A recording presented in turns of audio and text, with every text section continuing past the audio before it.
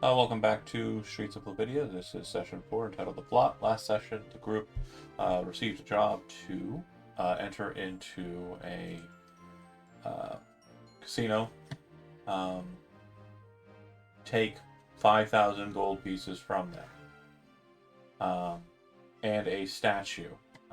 Is some significance to um, the person who's contracting you for the job, the individual in question. So far as you understand it to be, is named Verity Kai.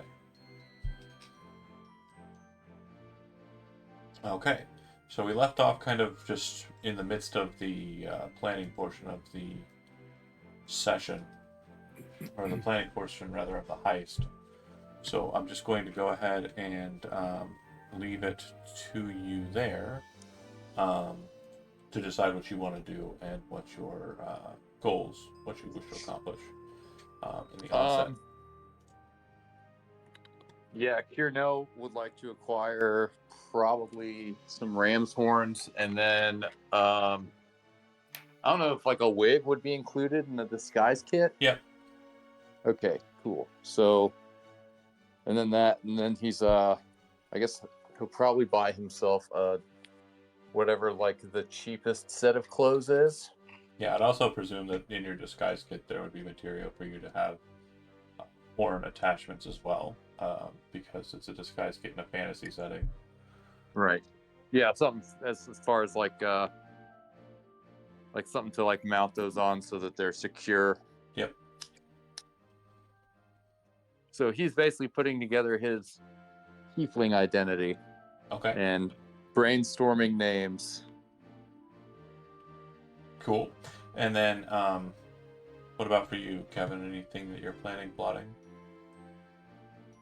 Yeah, I don't know. I think we just need to talk this over a little bit amongst ourselves. I was like looking at trying to prepare my spells, looking for everything. I don't think I need to buy anything necessarily, but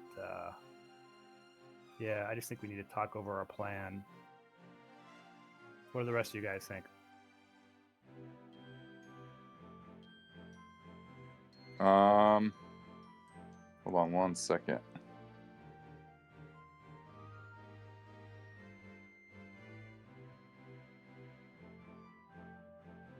I do have a question. Yeah. What's our cover for actually going into this tournament? Because then they're just going to allow us to come in some randos off the street. So you can join. Again, the point of contact for you will be through the checkered scarves, which ultimately kind of flows in through the fellhoods. So the fellhoods are actually the operational group that's giving cover and protection to this establishment. However, the checkered scarves being kind of an offshoot slash part of the greater fellhoods proper have similar access to security measures, information, despite what their jobs, specifically this one, would denote like being kind of conflict of interest here. So you could, through the checkered scarves, get a you could potentially get inducted into the tournament if you move quickly. But keep in mind, if you don't enter the tournament right off the bat, there's no chance later down the road of entering the tournament, as the tournament will have begun. And that's how tournaments work.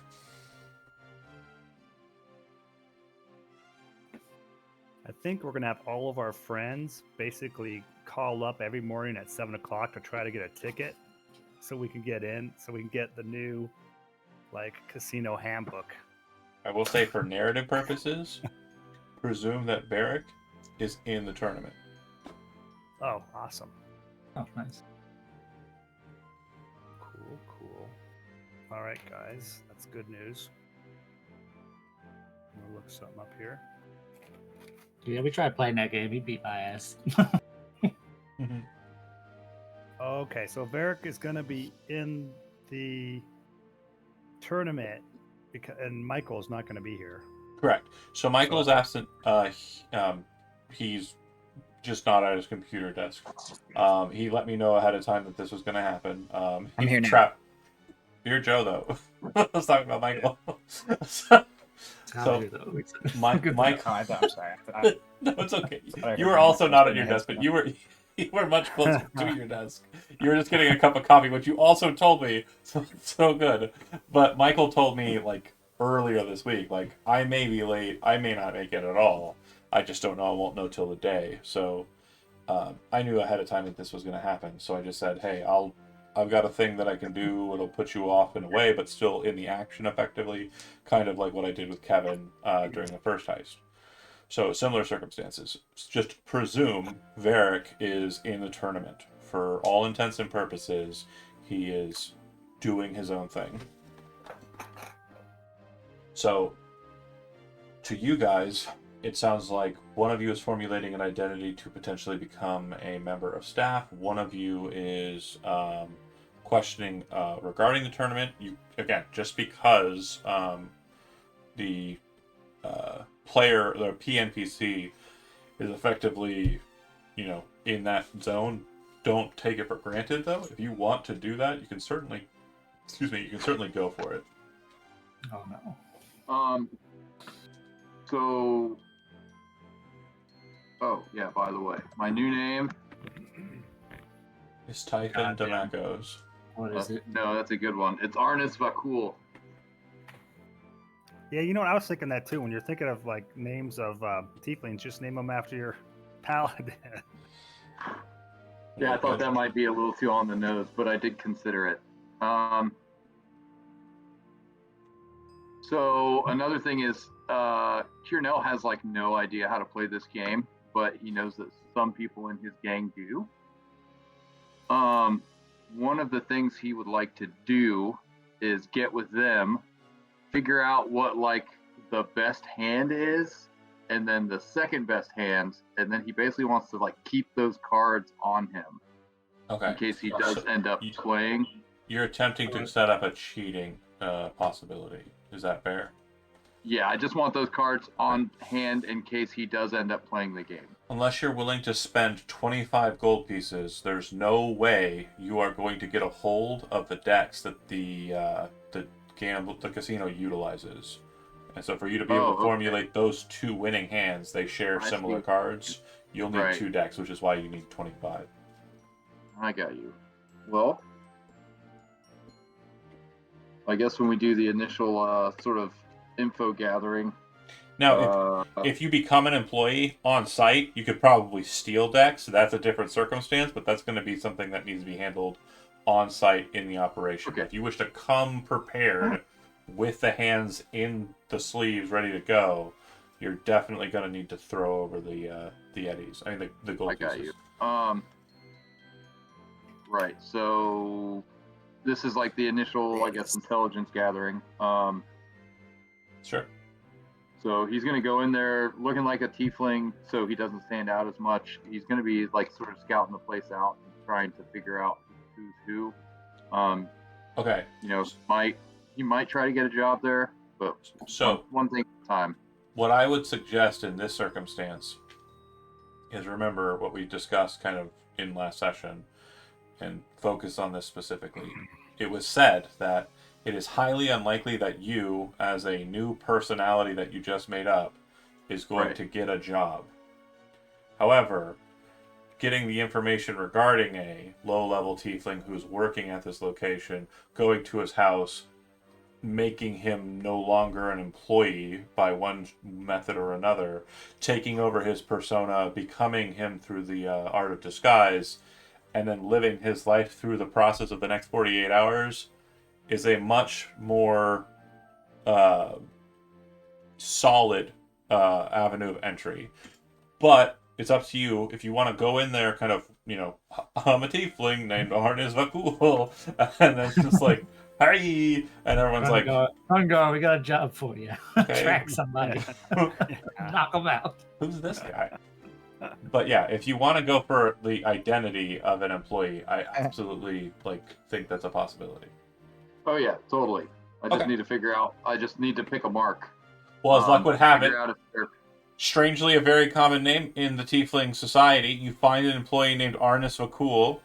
And you're like, oh man, that was the personality I was coming up with. It was like, it's almost like it was fed to me by a far plainer source. You managed to find a tiefling, and you will be taking over their position. Now, what do you want to do with the individual to cause them to no longer want to go to work? I mean, probably the simplest solution would be to just like take So- care of them, like, take them Like- out. Okay, so there are varying levels of take him out that can be kind of afforded here. So Take I him just out want to dinner. Yeah. yeah, there Wine are him and very dine him. this could go a lot of different ways. So I just want to make sure I understand what you are wanting to commit here, keeping in mind that murder I know. is illegal. Yeah, murder is a lot. No, not a lot. It's just illegal. It's just let's Yeah. focus on that. I mean, normal D&D, it's like, yeah, we just killed a guy with fucking that's it. But I mean, that's not. No, I'm not saying that's not an option.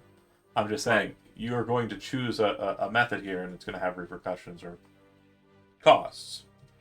I need to, and I can't just like kidnap him for a few days. Who said you Yeah. can't? That, Well, you I could mean, do because that. then afterwards you're gonna have this. He's gonna show up and be like, "Hey, I was kidnapped for a few days." Yeah, but if you come in there as Arnis Vakul, the guy you just made up a second ago, and then become Arnis Vakul, the guy he is, he's going to think another tiefling stole his identity. He's not going to think the master of disguisey is going to be the one Oh, who took. that's totally true. Okay, assuming we kidnap him, where are we gonna keep him? Again, it's up to you. He has an apartment. The apartment, just lock him up. Yeah. Chain him to a chair. You know what? Yeah, let's do that. Yeah. It's just for I'm 2 gonna days. neutralize this individual. I'm gonna steal his identity. We'll bring him water after the first day if he's fine. He'll be fine. Yeah.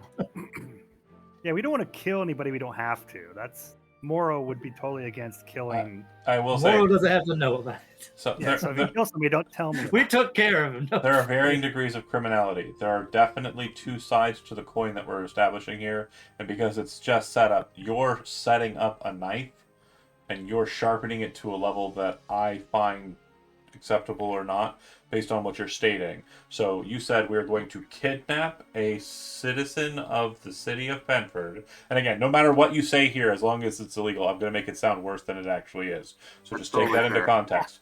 I want you to have the gravity of a real life human being when crimes are in order.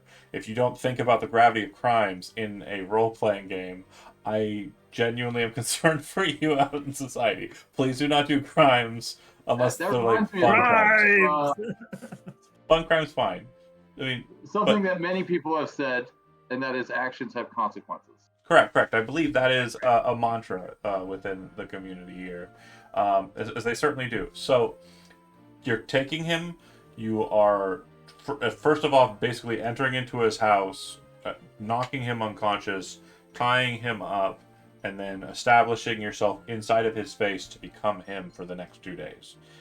Fair? Yes. Okay. Yes. I would like to take the opportunity while he is secured in his own apartment and I have sort of the run of the place. I would like to essentially take the opportunity to like learn as much about him as possible Okay. So so that I can do as good of a job as representing him as possible. great. So what's good about a couple of notes here is this individual happens to live in the same borough as your kind of hangout is located. The borough in question being known as the South Middle. Now, the South Middle's problem is that it is very much a kind of location where a lot of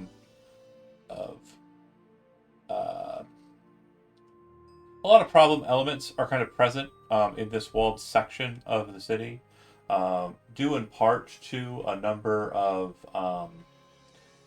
communities. When I say community, I mean cults who have taken residence in the South Middle. Now, that's not a problem for you. It's never been an issue. It may be an issue later on, but for now, it's not an issue. The land and the space is cheap. and there aren't a lot of problems. But this tiefling, like some of you, I don't doubt, lives inside of a very simple, very small apartment. When it comes to personal belongings and things that are going to give you much information, we're talking a very limited amount of space. You would understand that he has won a couple of championships for Dragon Ante. So this individual appears to be a dealer that you're stealing the job of. And no matter what in the checkered scarves, if you go for the I want to take an employee's job, the job will always be a dealer because everyone else is like hirelings. They're like goons, if you will. They're people who will murder for their employer, whereas the dealers are employees, not loyalists. So I got you. I think you need to brush up on the rules then. you understand. So let me explain something about Dragon Ante, just so we're not confused. And proficiency with Dragon Ante. Proficiency doesn't mean I now know about how to play Dragon Ante, and if I don't have it, I have no idea.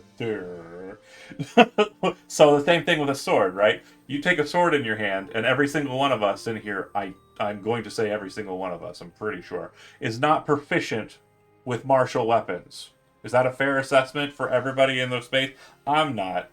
I don't think you guys are. But if you take a sword, you could use it, right? Mm-hmm.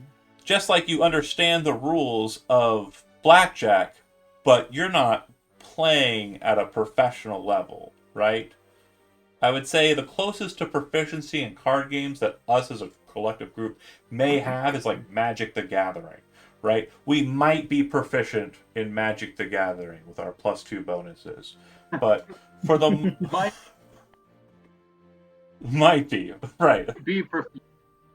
Very, No, very bust out the Indoraptor again. Hold on. not even that good anymore, man. But that said, that's basically what your proficiency with Dragon Ante will be. Now, if somebody sees you shuffle and play, they're going to know you're not proficient. They're going to know you're not supposed to be a dealer. But that's where deception comes in. Okay, You can say, Chad. we can't, go ahead. we can't use our normal fancy shuffling because we're expected to have, there's lies you can tell. There's things you can say to make it look like you're trying to be official. Sorry, continue your thoughts. I was going to say, Chad, we want to ask that dealer like what his work routine is. Because if he does the same things every day, he eats the same thing, you want to do exactly what he does. Otherwise, people are going to be like, what the hell? What's going on with this guy? So that's one thing. Yeah, that's kind of what I'm learning, like his mannerisms. I might kind of like provoke him into some small talk so I can get better at like mimicking his voice. So let's keep in mind, you B&E'd him, knocked him unconscious, and now are trying to basically learn about him through duress. Yeah, tell us everything you know, or else. He's got a diary. I want to read that. He doesn't have a diary. He's got a deck of cards from. He's got a deck of cards from the casino lying around. I want to take those. He doesn't have a deck of cards lying around from the casino. He has decks of cards lying around, but none of them seem to have any markings. They're pretty standard. Okay. I mean, I want to get good at like. You're coming in and out, Chad. I don't know why. Your audio keeps cutting in and out. You're getting that Indiana audio. Well, as far as intelligence gathering, if Moreau would like to be there to sort of pick his brain with me. Yeah, I mean, actually, he. But also, Moreau will be presumably appearing as himself, whereas Kiernell is in disguise as a tiefling of something. Well, if I was going to go there, if you wanted me to go there with you, I would cast the disguise self and change myself because I wouldn't want people to him to see me. People around the neighborhood know me, so I would have to look different, which I could do. I'm thinking doing what you're doing is only going to give us a limited amount of help. So I'm thinking what we might want to do is discuss like what we're going to do when we're in the casino, how we're going to get in, how we're going to get out, that sort of thing. Because, I think between like all of our different spellcasters, like we have a good variety of spells that could really help us out in this situation. So we want to be prepared, like with what we can do and that sort of thing. Well, one of my things I was considering was Your audio is really not doing good Yeah, today, Chad. bad. keep an I don't know if you have a eye on headset. who actually uses that hallway to go to the, or who has access to the vault. Well, there it all came in. Wow, that's epic. What just happened? Yeah. I missed all of that. It speed raced after he was done talking. It was really strange.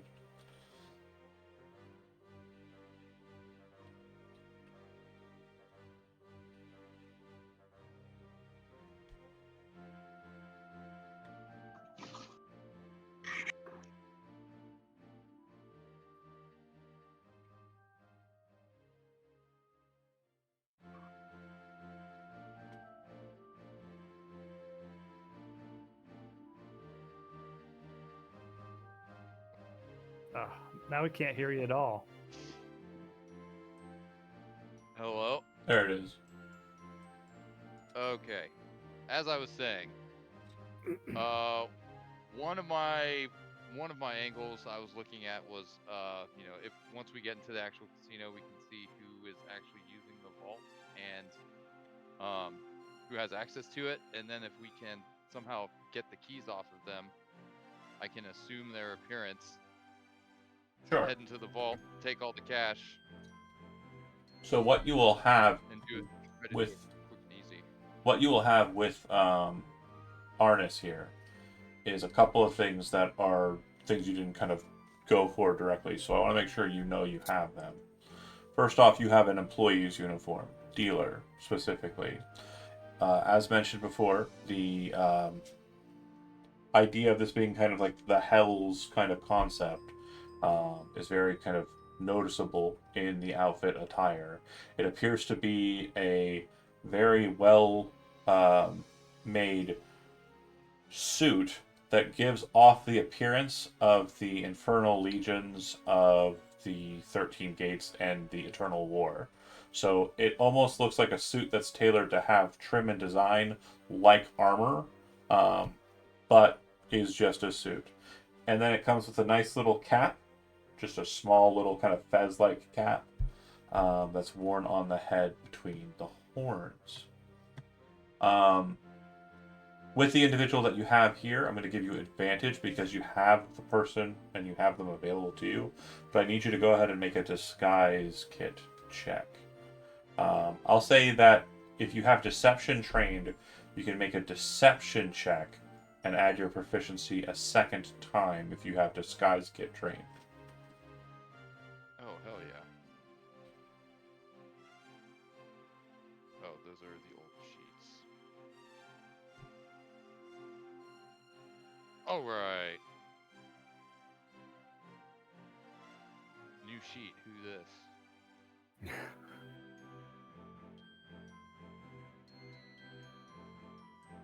And then while Chad is kind of focusing on that, Moro, you said you were not going to go over and hang out while kidnapping charges are being accumulated. Exactly. I think I'll False like, imprisonments. yeah, I'm thinking I will like talk with everybody else, and we got to figure out exactly what's going to go on here, like what different things we can do to help our plan, and so that's the thing. I could tell you guys what sort of stuff I think might be helpful that I have if you want to know, or we could wait till later. But So what I you got, said deception? Yes. yeah, you got to roll deception. Roll better than Okay, so this is with And you have so advantage and plus two. We'll add your plus two because proficiency. You just have to click it the one time if you select the advantage up at the top for future reference. So 14 plus 2 is 16. So you have a 16 deception check for the purposes of the disguise you've crafted of Arnis Baluk, the dealer at the casino. Okay. You feel pretty comfortable with it. You kind of, look in the mirror and look at him. It's like looking in a mirror almost to you. Like you feel very confident in your abilities here. Now, you as a player looking at the role may not be as confident, but keep in mind, that's not what we're talking about. We're talking about your character's confidence in the thing with the check. So he feels good. All right. So is Krungar... and also I was thinking on using disguise self to kind of be like the final coat of paint on the whole Oh, sure. Oh, disguise self, you can look exactly You like look him, exactly like including your him. clothes. That's absolutely fine. Yeah. Yeah. But if something causes magic to fail, then you'll have a backup. Right. Right. Okay. So Krungar, Copper, Moro, this is the time to put out your plans. This is the time to engage. If you have any questions regarding if you didn't take specific notes last session, I can remind you what Verity told you about the casino, what have you.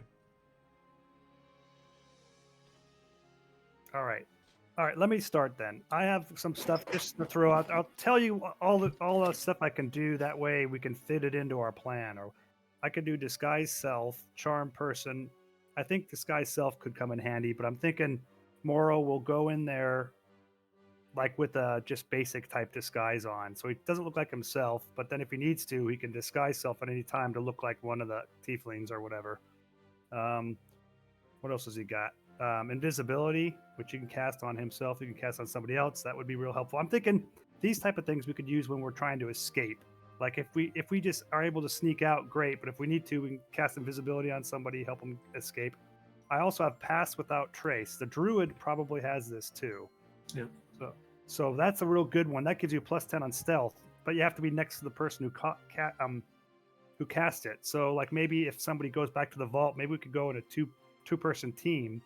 One person with pass without trace, one person like really sneaky and like maybe good at like picking locks and shit like that. Oh, sorry. I need to backtrack.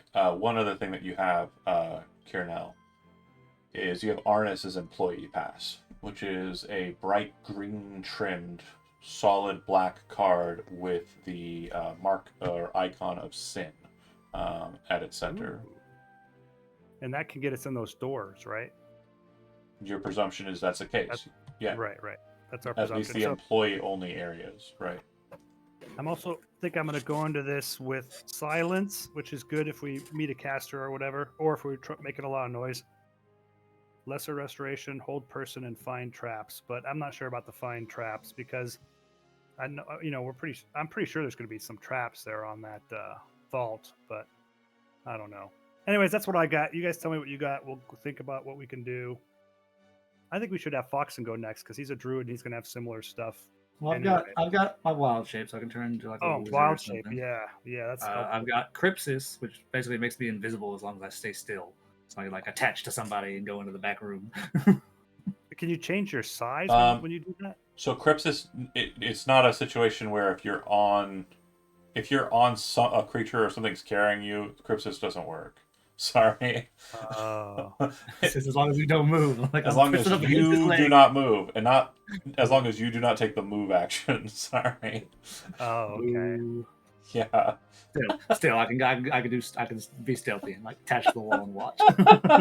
That's fucking hilarious. Okay, if you guys just grab me by my feet and you just hold me and walk, no one will see that you're holding a whole ass dragonborn. Krungar's okay. I'm saying this is a concentration spell. So I was gonna cast it. Wait a minute. Wait a minute. He forgets. Do this. He's like, what am I doing? And then he drops you.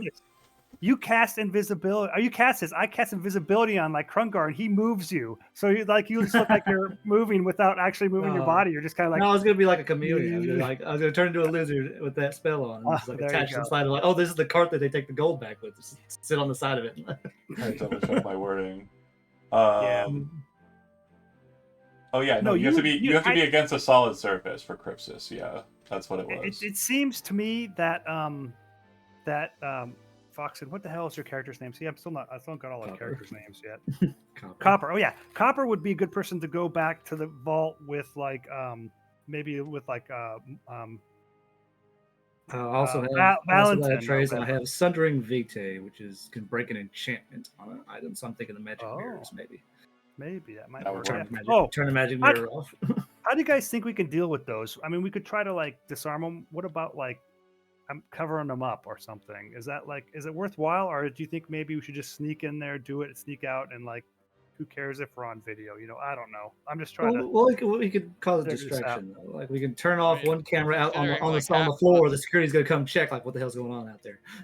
Oh, But we right. can sneak back to the bedroom, back room while they're Also, here's something we kind of need to figure out. Well, I know we got to get to the other people's abilities and stuff, but we got to figure out like where we're coming into this casino and how we want to leave Sure. because this is a weird casino. It's like on a cliff with like a waterfall. So Yes. You know, So kinda weird. the main thing to note is that entry is going to happen pretty much the same way every time.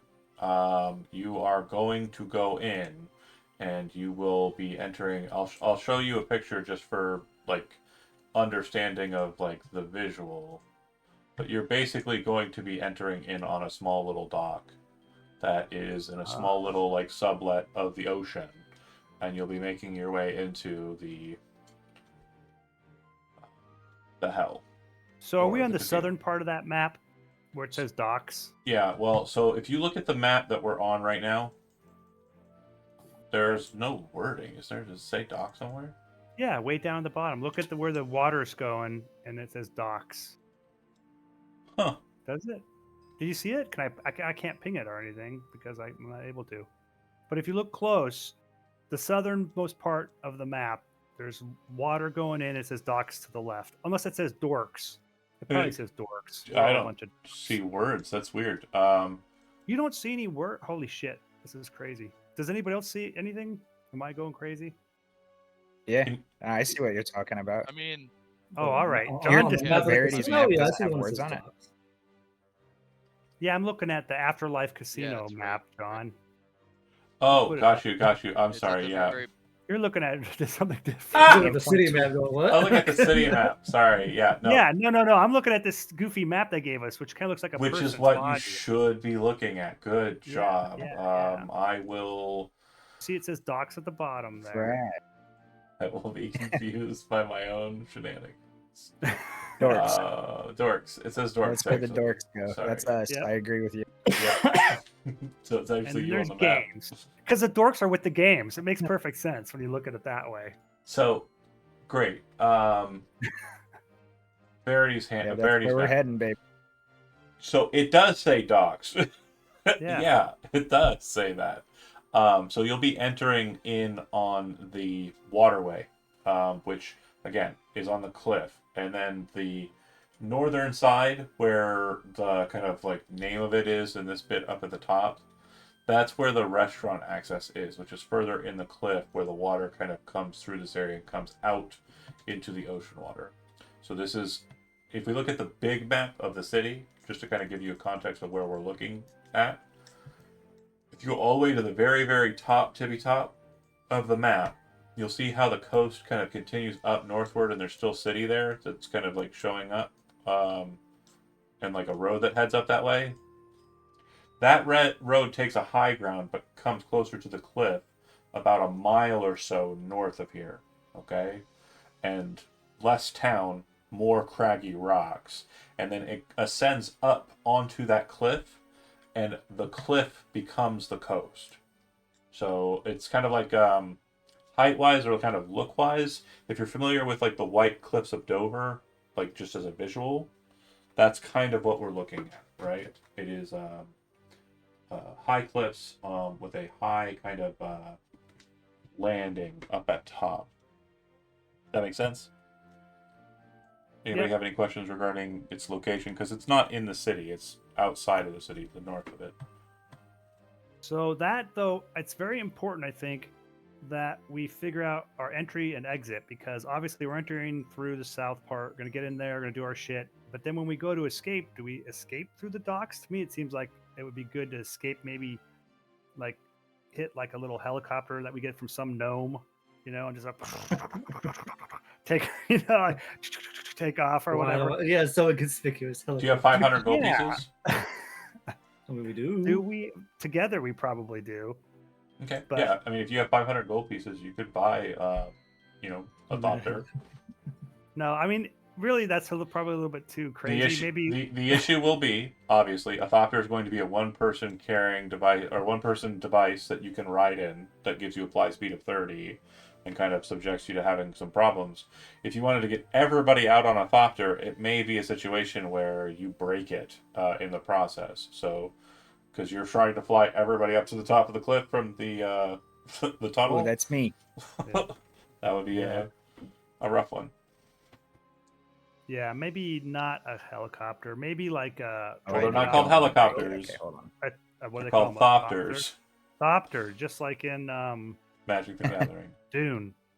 Dune has Thopter. Are they still called choppas though? Choppa?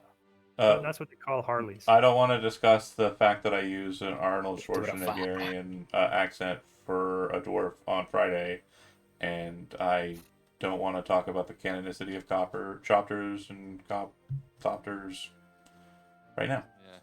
Yeah. The All right. fop, come on.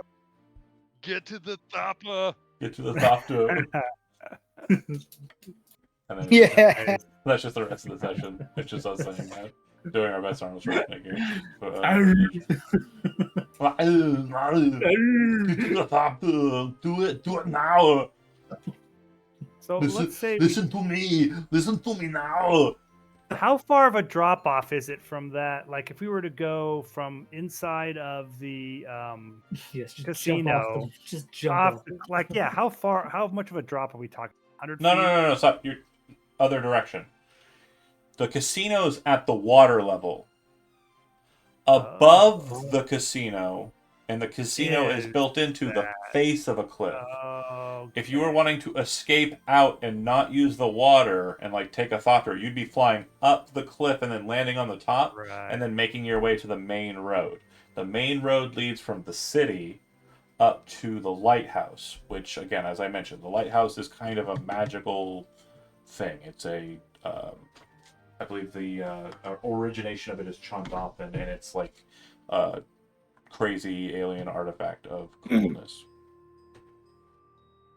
Cool. So, what do you guys think? Do you think road or do you think water? I'm kind Well, of to thinking. get to the road, we gotta climb, right? Well, if you're wanting to enter into Yeah. the place and you're wanting to do so without being kind of caught and like seen as being like weird, you're going to be taking a boat that is going to be commissioned by the Fellhood / Checkered Scarves, and they're going to take off from the port side of the city, those northern islands there, and then they're going to sail your happy asses out to the casino. That's the main way you're going to get there. Are they gonna be waiting for us, like, so we can escape or not? No. Shit. There will be boats. They're not going to be waiting for you like a driver from a bank heist. So, but there will be boats. So if you want to leave with the stuff you stole, and you weren't like you're not running like a crazy person, yeah, you could jump on a boat, take it, and move. Okay. Hmm. Who I has do proficiency? have this whole incident with stealing this guy's identity has provided me the means to access the vault directly. You're not sure about that So yet. I think it might. You're not sure about that yet. So what you are certain is you can enter employee-only areas.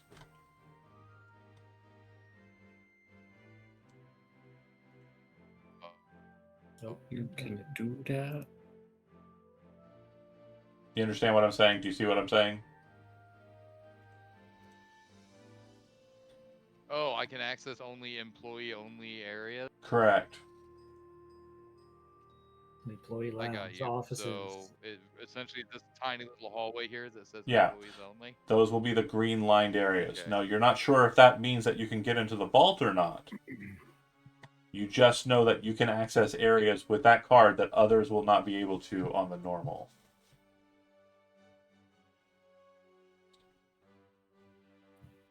Yeah. Okay. Well, that much. Okay.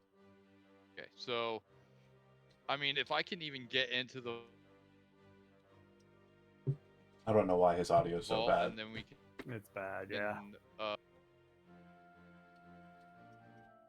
Dad, open Discord.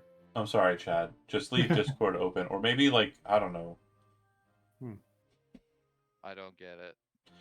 You gotta keep Discord open, chat. I don't get it. Get this man a second monitor. No, it's don't get him a second monitor. Chat. Just very strange. Do you have Discord on your phone, Chad? I do. Do you mind trying something for me and hopping onto it real quick? Sorry, folks at home. We're working through some technicals.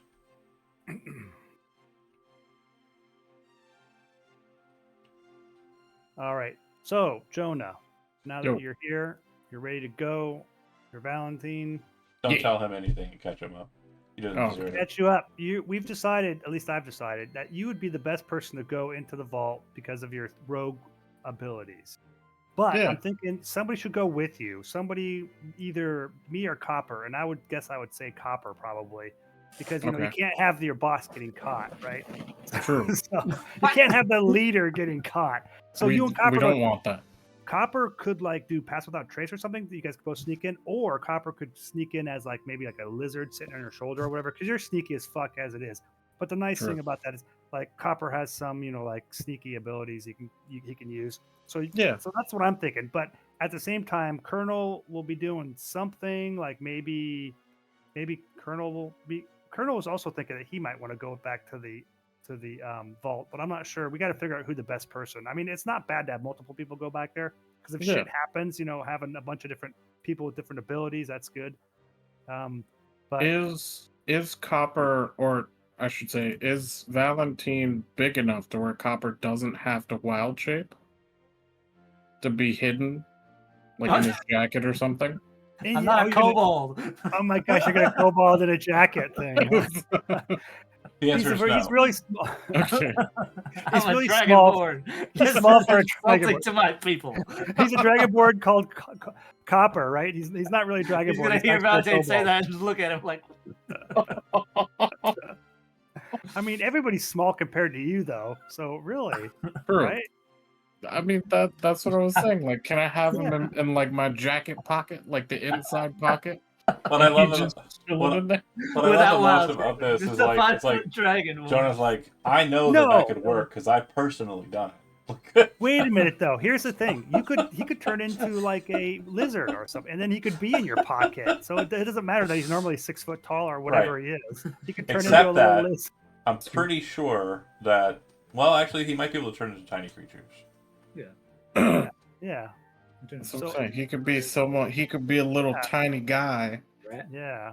He could be in my pocket, and then it could be like a pocket sense situation where I'm like pocket lizard. And I'm just- Pocket lizard. Acid breath. Blah. Well, yeah, that would be pretty scary if you pulled a lizard out of your pocket and it actually turned into a dragonborn. That would be Yeah. scare It the could crap. potentially be scary. Yeah. But just again, focusing up, just want to make sure that we're understanding avenue of attack because obviously 48 hours. Tournament starts tomorrow morning, or the Mhm. day before. You already have one person who's basically lined themselves up with two people, but one person that you're aware of that has lined themselves up with an avenue of attack. They know what they're doing. They have a plan in mind. So, what I mean to say, and if Chad is listening, locking in. He is going to wake up tomorrow, go to where the boats pick up the employees, take his ride to the casino, and then he is going to do the job. And while doing the job, he is going to be engaged in that process. The best way to think about this for you guys, I just want to make sure you understand what's happening here, is think that you are sending in a Lando Calrissian in the form of Chad's character into Jabba's palace. Do you understand? Yeah. Mhm. So when you go in, you're going to be aware that he's there, and he's going to be doing what he's doing, and you'll be able to communicate with each other through your own personal 11th Street Gang code. But you need to make sure that you understand what you're expecting. The expectations need to be on the table. It can't just be a situation where, like last time, Kieranel kind of gets backdragged and got a bunch of information but can't give it out like there was no transfer, right? Make sure that you're going in with you have a plan or a reason why Kieranel is doing X instead of what happened last time, because Kieranel did a lot of cool stuff The problem was is the party also did stuff, and they were not like kind of. There was no alignment. I can actually fix that now Go ahead. because I can do I can do my psionic power or telepathic bond. And I I believe can that. also speak telepathically with people. Yes. Fuck yeah! Sweet, sweet. All right, am I connecting to you first, or are you connecting to me first? Unfortunately, I can only do it for 3 minutes at a time. Gotcha. Okay. So I it's got. probably gonna be best if it's like, hey, I'm getting ready to go in the back. I'm gonna like link up with you so I can let you know when I'm in the vault, and then you can cause a distraction or some shit Fine. like that. I can do mine for a D6 like D6 hours. Ooh. How That's come pretty yours awesome. is much better than his? Like, It's the subclass feature. okay. Maybe he Yeah. just needs to take some medicine, make him his telepathic bond last longer or something. True. Well, it lasts for 1 minute longer. It's a number of minutes equal to my charisma modifier. Okay. Oh, your charisma modifier's high, I bet. Right? Yeah, it's +4, so actually 4 minutes. Oh, I there think you the go. difference between the two is Jonah, yours is one-on-one communication. You're talking to one person. No, it depends on my proficiency modifier, Hold on. like how many people I can have. Ooh. I think Well, it's under mine, psionic. I can do it as many times as I want. It just lasts for 4 minutes each time. Psychic And whispers. I can only do like one-on-one. I'm not seeing Psychic Whispers on the Soul Knight for 2024. No, it's under psionic power. It's a whole blurb. Oh, It's at the alright. bottom. Power. Psychic Whispers. Establish telecommunication to yourself as a magic action. Choose one or more creatures you can see. So 2. And then Yeah. roll 1 psychic. Oh, it's a psychic energy dice expenditure. Okay. Yeah. The first one I think is free though. That's how they get you. First one's free. It's true. I don't see why it would be. Creature can. Yeah, the first time you use this power, after each long rest, you don't expend the psionic energy die. All other times you use the power, you expend the die. So, like the Okay, first at the one, very, I very can bottom. roll. Got it. Yeah, the first time we do it, I can roll a d6, but I won't like use my charge. Got it. Well, I'm gonna make it count against you because I'm mad at you. I get it. I'm I'm sorry. I Well, deserve no, it. There's no I deserve apology that you can give me. Okay. So, what then is the plan? You have All right. Kiernail who's able to get in. Again, I want to make sure that you understand that's a huge asset right off the bat. But you need to tell me how you want to utilize it.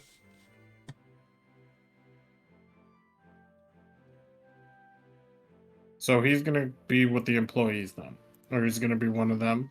He's gonna have to work. Yeah. Okay. Did You're we just get a like sucker. a specific like what? Did we know what he's doing specifically or no? He's a He- dealer. Mostly intelligence gathering. Dealer. Okay. But keep in mind, intelligence gathering is not a huge to-do because it's day 1. You're going to learn what the process is of how the job's supposed to work the first day, and then the second day is literally the last day. Like, that is when it has to be done. So if your goal is to learn as much as you can day 1 and then go for it day 2, great. That might work. Yeah, it might work. But you're also pushing the finish line a bit closer. Right. I mean, Right, we might also have an opportunity to just go for it. Yeah. Yeah, what I'm thinking is if Colonel is like is like disguised and is a dealer, maybe Colonel can keep an eye on like when it would be a good time to head back to the like. I'm trying to think. Would he not even be able to see any of these passageways? I that just head realized back he was to the vault? saying Kiernail. Colonel. Who's the Colonel? The Colonel. Whatever his name is. I got it. It's fine. I'm on board. It's Arnis, Anus, whatever that character's name is. Right? Arnis, yeah. Arnus. That's right. Sundering Vitae. 60-yard range can suppress an enchantment only for a minute, but still. Okay, you got a minute then after that. All right, we're trying to piece together a plan. I still think we need to focus on like, okay, we get there good on these like rafts or whatever boats. Yeah. How are we going to get out? Let's figure that out before we determine what we're going to do for stealing this thing. We gotta steal a boat. Well, we could have the people who drop us off.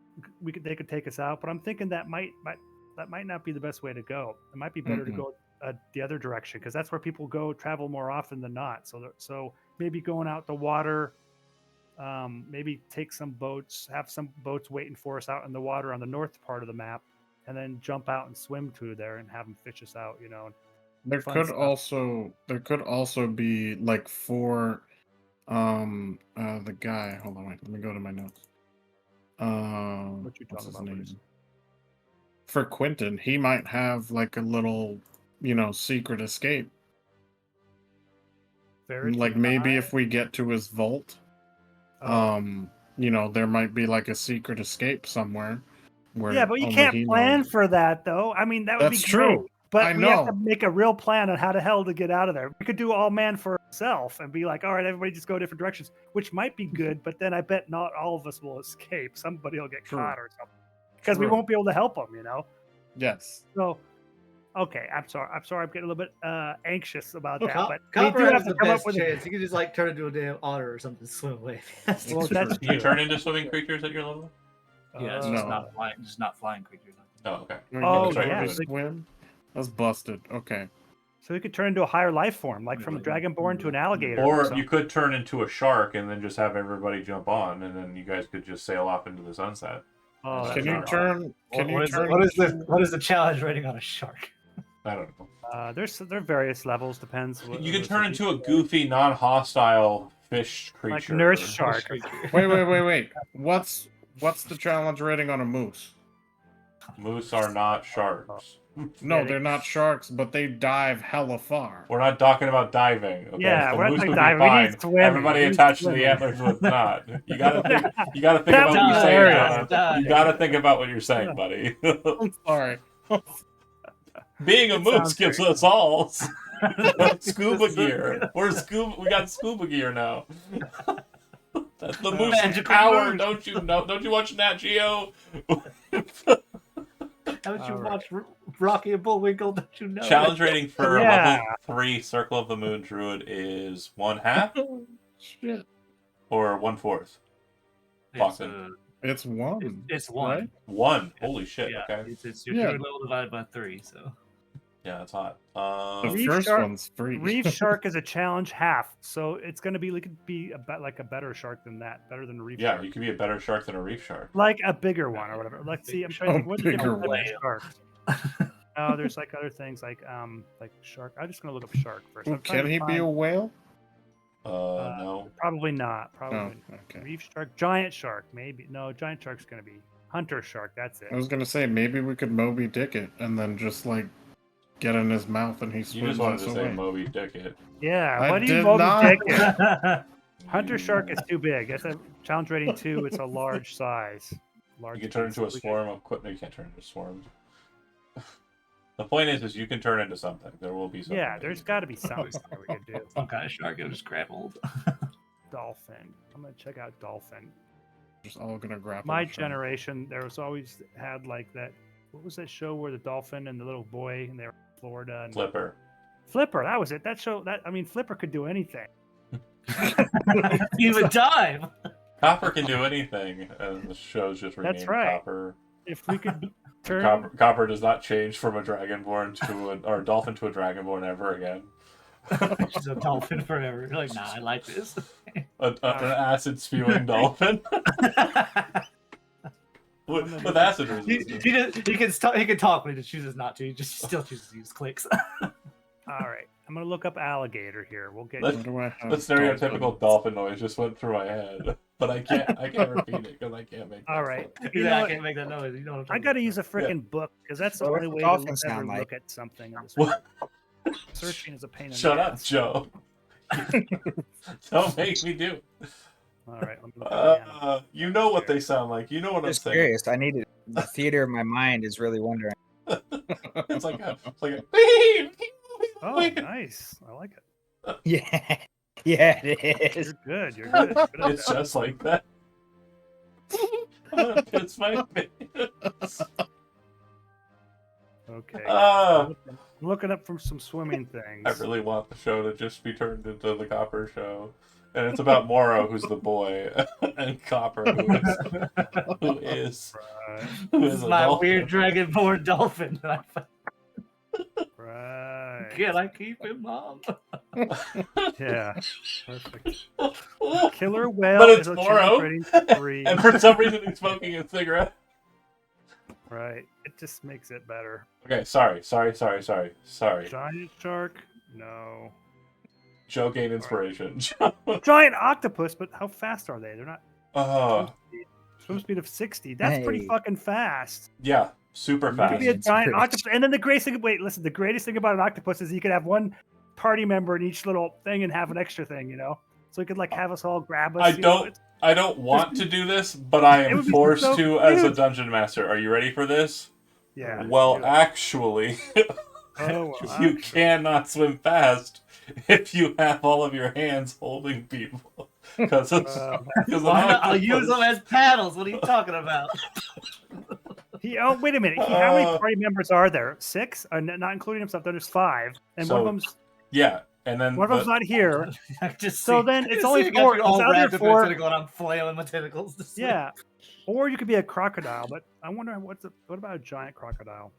A crocodile is a half, so a giant is going to be too big. we have confirmed that Copper will be fine. They can escape. Yeah. However, the rest of the group is going to have to figure out their own ways. And then, yeah, rules for like carrying and being treated as a mount effectively will take precedence. So if it's a large creature, you can carry 8 times its normal strength capacity. And if it's past a certain point carrying everybody else, then they're going to be moving a lot slower. So just keep that in mind. Copper can get away, though. Whether or not the whole group can go with Copper in that specific venue is dependent. And also, maybe Copper does not have access to the second use of their wild shape because they have to use it for something else. So just keep in mind, there are a lot of Copper, things you here to son of take a into bitch. account. Yeah. It's like it doesn't look very practical to have him try to grab other people. So how about like some boats or something? We leave boats. There will be boats there. So Yeah. the boats come and the boats go. It's got its own small little dock. There will be a Yeah. bunch of ships, sail, rowing. Why don't we have the people that the people from Mechanized? the gang, the people from either the checkered Checkered scarf Scarves. or the fell hoods, one of those groups can like be at the boat or getaway boat. We'll have to give them a little bit of money, you know. Yeah, again, money definitely like greases the wheels on a lot of things. Right. Like Kiernell could have just totally got rid of all of the charges just by giving the guy money to leave town for a couple days. Right? There's a lot of things that money can kind of do here. So when you basically put forward to a checkered scarves, hey guy, we got to go there tomorrow. We're going out to the casino, and we want you to take your fastest ship out with us on it, and then stay there and only take us back, nobody else. That's the pitch, right? Yeah, and like one of our people might turn into a giant moose. So, Right. so you See have a to be moose swimming through prepared. the water. Which means That's you'll what be I okay should- breathing underwater because You have to be prepared. something to people take a don't know moose. about meese is that they allow you to breathe underwater. Meese being the plural of moose. Exactly. Me wanted food. To eat. Very, very little known fact. I just want to make sure that you guys, it's not real. Moose is, it's just all the same. But when you say that, when you pitch that, Kevin, Yeah. what are we talking about? I'm not giving you a number. You're telling me how much you Yeah. want to put forward on this, and I'm telling you how likely the situation's going to be based on what you offer. I'm thinking like that we're just telling them that like I'm going to tell them that we're going to cause some trouble, nothing major. Of course, what we're doing is major, but I'm thinking like, would they go for 100 gold? Does that You're sound wanting to like- give the getaway pilot 100 gold. And all they have to I'm- do is Wait, how both much are we- days How is much are we make sure getting you paid for this get there job? and get out, and only you and your crew, no matter what, right? Before I answer that, see, I'm talking to the rest of my group here. We're supposed to get 100 gold pieces each to do the job. We got an upfront 50 gold pieces. I guess that was each. I don't know. Yeah. It was. But when we're stealing the stuff, we can steal 5,000 gold for them, but we could take additional gold for ourselves. So it's not like we don't know We we're can going to take get that everything. gold. Yeah, Yeah. so we might get another 5,000 gold. We don't know. But I don't want to offer this guy too much because I don't want to key him in on what we're doing exactly. But I don't want to give him too little either. So I thought 100 sounded good because all he's So- doing is doing transportation. Yeah, you're setting up the pitch. You Yeah. want to pay a Crimson Scarf to take you out on their fastest ship, stay Right. there, only leave with you, and that's specifically Moro, since you're the contractor, you're the one who's doing the job. When you say we leave, we leave. Okay? Right. And that's for both days. And you're willing to pay 100 gold. Is that the pitch? Yeah, I think we're going to make a lot more than that. Okay. If that's the pitch, Like- the guy's like, yeah, fuck yeah. Yeah, I'm in. Name's, Oh yeah. name's Ropes, Oh, yeah. by the way, and he offers you a handshake. Crimson Uh-huh. Scarf guy, simple looking dude, kind of like, needle necked and like dorky looking, but like it looks like he could like easily blend into a crowd, disappear, and he says, I'll think you'll like my ride. When he Sweet. gets you in the morning, we'll discuss. Okay, so the only person who will not be Alright. riding out with you in the initial like bit will be Kiernel, because Kiernel is so far as to say, if we're going with the plan that Kiernel has put forward, they will be leaving in the morning, working there, and kind of going through that process, trying to ingratiate themselves into as close a position as they can to the vault, and learn as much as they can quickly about how to get to that vault. Right? hmm So you guys will be leaving separate. Okay, now I just want to make sure, because all I've heard Copper say is I can turn into a dolphin and make this show way better. Which, again, great pitch for me. Oh, man, I love But it. for the story, we need to kind of focus up. Besides having a solid escape venue, do you have a interjection method that you want to be entering in as? There was some talk of you being a smaller creature that would allow for you to be kind of just like pocket lizarded out onto a space, but I want to know for sure what's going on here. I will. I'll go in as a lizard. Okay. Now keep in mind, wild shape has a duration. Okay. Right. There is a time scale here. So Yeah. you will be taken on the boat to that location, but you will then turn into a creature just upon entering, so that you can bypass security and enter in with Valentine, I believe was the person you would be going in with, right? Yeah. Okay. Also, we have 2 bags of holding, one that's cursed and one that's not. Well, they're Well, both cursed. as far as you know, they're both just fine. True. We got 2 bags of holding. Right. Can we leave one on Copper? No. So, Shit. well, you can, but right now, the people who own those bags have to be the ones who decide that that's the case. Kiernel has a bag of holding, and Kiernel is aware of what their bag of holding means, and Moro has a bag of holding. So, Moro, do you wish to volunteer your bag of holding to Copper, so Copper has it on his wild-shaped form? Well, here's what I would like to say first. I'm wondering, is it before you decide to go in wild shape, you might want to just hold it. And although you are dragonborn, but there'll be other dragonborns hanging Yeah, around Barrett. in there, right? I mean, oh yeah. So like what I'm thinking is like you might want to save it because you might need to do something while you're there, and it might be situational, and then you might need to do something again, like 2 uses. Something So that you may not be Let's very go in clear. and looking normal. Yeah. Something that may not be But- very clear, and I just want to make sure you folks Yeah. understand it, so we have an idea of like the population of the city as a whole. Jornaris was on the losing side of the War of Sword and Serpent aeons back in the Second Age, so like millennia ago. Okay, they sided with the dragons, so there's a very large propensity of dragonborn in the population of Lavidia. Okay. I'm talking like if Jornaran humans make up 53% of the population, the next highest on the docket would be somewhere around 27% of people being dragonborn.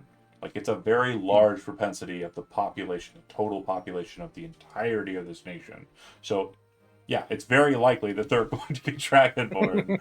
Yeah, so maybe you should just walk in there, and then then you can use your wild shapes depending on what happens. We'll do like last at the museum. We'll go to the shitter real quick. My thought is, I think I'm gonna go in as like disguised, like not with the spell disguise self, but just having disguised myself, just so I don't look like I normally do, because I don't want to go in there and then have people like recognize me or anything like that. So, So that's what I'm gonna do. I'm gonna shift to Joe because I think Joe will probably see something that some of you guys are missing here, and it's just mainly because Joe's kind of more character minded. Krungar is going in, right? Is Joe there? Yes. Oh, okay. Joe, okay, so Krungar is going in. What is Krungar going to? Yeah, I hear you. What is Krungar going to do on the scene while you're there? What's your plan?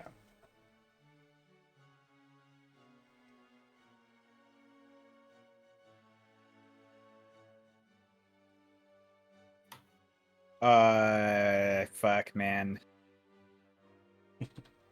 What was the tournament again? That's what Varric's a part of, right? Yeah, it's like a Dragon Ante, which is a card game. It's kind of like kind of hard to describe.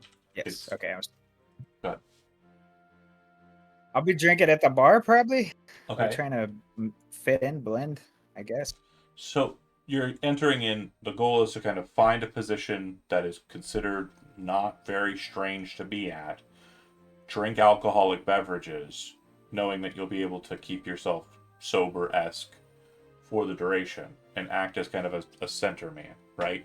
If shit gets sideways, you'll be able to bust out the weaponry. Yeah, not planning to get drunk. Okay. But it also looks like security would have to like come in and out near the bar. Right. Well, sorry. So I'd be able to keep an eye on that. A point of order too. For Kurnell, you're going as an employee. They're going to check you over, so you cannot walk in with a bag of holding. I just want to make sure that you understand that that's the case. Like, they're gonna know you have a bag of holding. They're not gonna be, oh, okay, yeah, you can come in as our employee with the bag of holding. So it's very unlikely that you'll be able to move your bag of holding in. The other thing is, as we already discussed, it will be very unlikely for any of you assholes to bring any weapons in unless you're creating them on the scene. I can do that. So, what Joe just described, does anybody have an idea? I am a weapon. Well, also yes, but does anybody have any ideas about Krungar and their position and something that they could have on their person so you have a central location for it? Oh, maybe my bag of holding. Just stuff all the weapons in there. And then when it comes down to fun time, he just pops that bad boy open, everybody grabs their weapons, and gets to the brawl. Well, I was thinking more, hey, hold on to this for me. I can pick it up off of you. Also, I don't think the original bag of holding is big enough to hold all the gold we're trying to steal. All of them carry 250 pounds. 5,000 gold pieces. Hold on. It's like, isn't it like 10? I'm trying to remember. How many is a pound? 10? No, it's not 10. Like 100 is it a pound? You got to know that there's a gold piece weight calculator on the internet, right? Oh, yeah. Yeah. I don't know if there's on roll 5,000 gold is 100 pounds. Yeah. There you go. That's not bad. That's not bad at all. And the Aranya statue, or the Aranya? How do you pronounce it? Aranya? Aranyas. Yes. The Aranya statue, that's like what, 10 pounds? Yeah. 20 pounds? Okay. Yeah, not a big deal. So how about, this is what I would like to do. I would like, Moro would like to give his bag of holding, which is the good bag of holding, so shit shouldn't disappear. So he would like to give that to Valentine. It's closer to 35 pounds, sorry. I just checked. And I don't know 35, okay. how you could hide that. If you could put it inside your clothes, or what you're gonna do. What? Is it a big bag? It's just a bag of holding. Who's hiding which bag? Who are you saying? If Moro gives a good bag of holding to, how does Valentine carry it? Valentine doesn't. Copper does. Copper transmutes themselves, and the bag goes with them. So the bag is hidden on animal form. And copper is the most unassuming. Right. because Out of all of they will be a small lizard in Valentine's pocket. It might honestly be worth like just securing everything. So it's like you get the bag of holding full of gold, and then you get the statue, and then you fucking throw them both over the waterfall and let Copper just get them.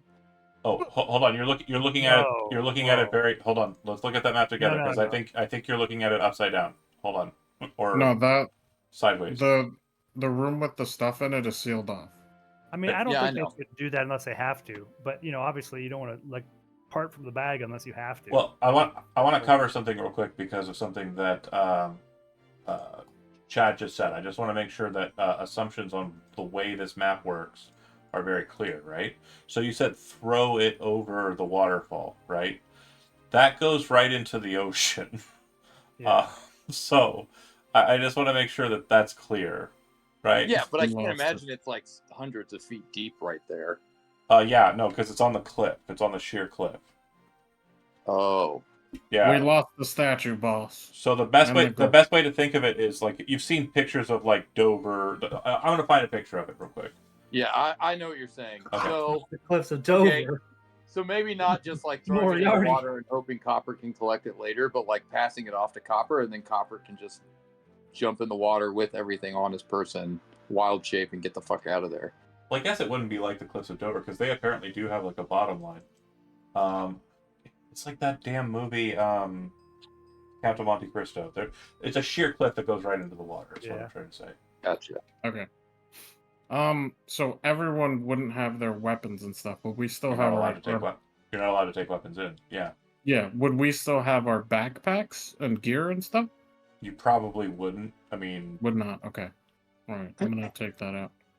So I wouldn't Anybody have who- a crowbar, hood, lantern. Anybody who could cast disguise self could have all sorts of shit on them and then disguise into something else, as long as they don't detect magic when we're going in. Yeah. I don't know if they will or not. So basically, what I have is leather armor and ball bearings. Would that be okay? if you can hide it on your person, yeah, I mean it's gonna be fine. Ball bearings could be like it could look like a bag of gold, Yeah. and they're not gonna say no to that coming in. All right. Now, would I still have my thieves' tools? Again, if you can hide them on your person, it's not a Okay. problem. Gotcha. Do you have? So we're totally against hiding some of these extra items that we might need on someone with the second bag of holding. Like, you guys don't want to do Let's that? do that. Like, No, I just think we in should do that. case, like shit goes I think- down, we need our weapons. We need a crowbar. I think Krungar being the bagman, but not the person who's taking the coin bagman, like the bag, open it up, arsenal, let's fucking scrap man. Because Krungar, as per Joe's description, bar, eyes, shit goes south, he needs to be ready to fight, because that's what his job is. He's the muscle. So if he has all the weapons, you motherfuckers know where to go to get yours. So you rush over to him, grab your goober gear, and he's already murdering shit. Yeah. Yeah, that works. That would Yeah, be yeah, good. And that's 100% assuming Joe can roll some dice. I mean, There's a lot I of confidence in the build. Yeah. But we'll I see could- how the dice feel. I could connect to Krungar and then Moro. And Well- then Hold on, pause for a second. Let's think of it this way. Valentine and Copper pair. This is a Yeah. crew. Okay? Varric is presumed to going to be playing in the game. Through whatever chicanery they can muster, perhaps Varric and Kiernail will kind of be near each other because they will be dealer and player. So there's a duality there. And then Moro, based on description, I haven't really gotten an angle for what his goal is, which is why I wanted Joe to describe like what his mentality is. Because I think we understand what Valentine and Copper are doing, right? Once Kiernail has opened the way for you, or kind of made a direction for you, it's literally get the big guy in with the tiny lizard, toss the lizard as close as you can get to it, get the lizard into the vault, and then he's like that that Asian guy in Ocean's 11, right? Who comes out of the thing and robs the place. Maybe even throw the lizard onto one of the carts that's going back there, wheeling the coin back there, and then... That's what I wanted to do with Crypsis. I wanted to just attach to the side of the damn thing and be invisible. Like I'm a chameleon. Don't look at me. I'm almost willing to allow it if you're not, as long as like it's not a player, like you're not having a character like hold you like No, the joke I I had was before. gonna like attach to a card or something. It's a be solid, like, it's a solid surface. I mean that would fit for Crypsis, so I'm okay with that. Okay, so then Moro I think would be kind of keyed to Krungar as kind of like the middlemen, right? The ones who are kind of paying Well, attention to the scene. Yeah, what I was thinking about doing is kind of maybe walking around the joint while stuff's happening because I Yeah. have a lot of like very useful spells if we need them. I could do like invisibility. With You're my George Clooney. traits. He's Brad Mm. Pitt. Yeah.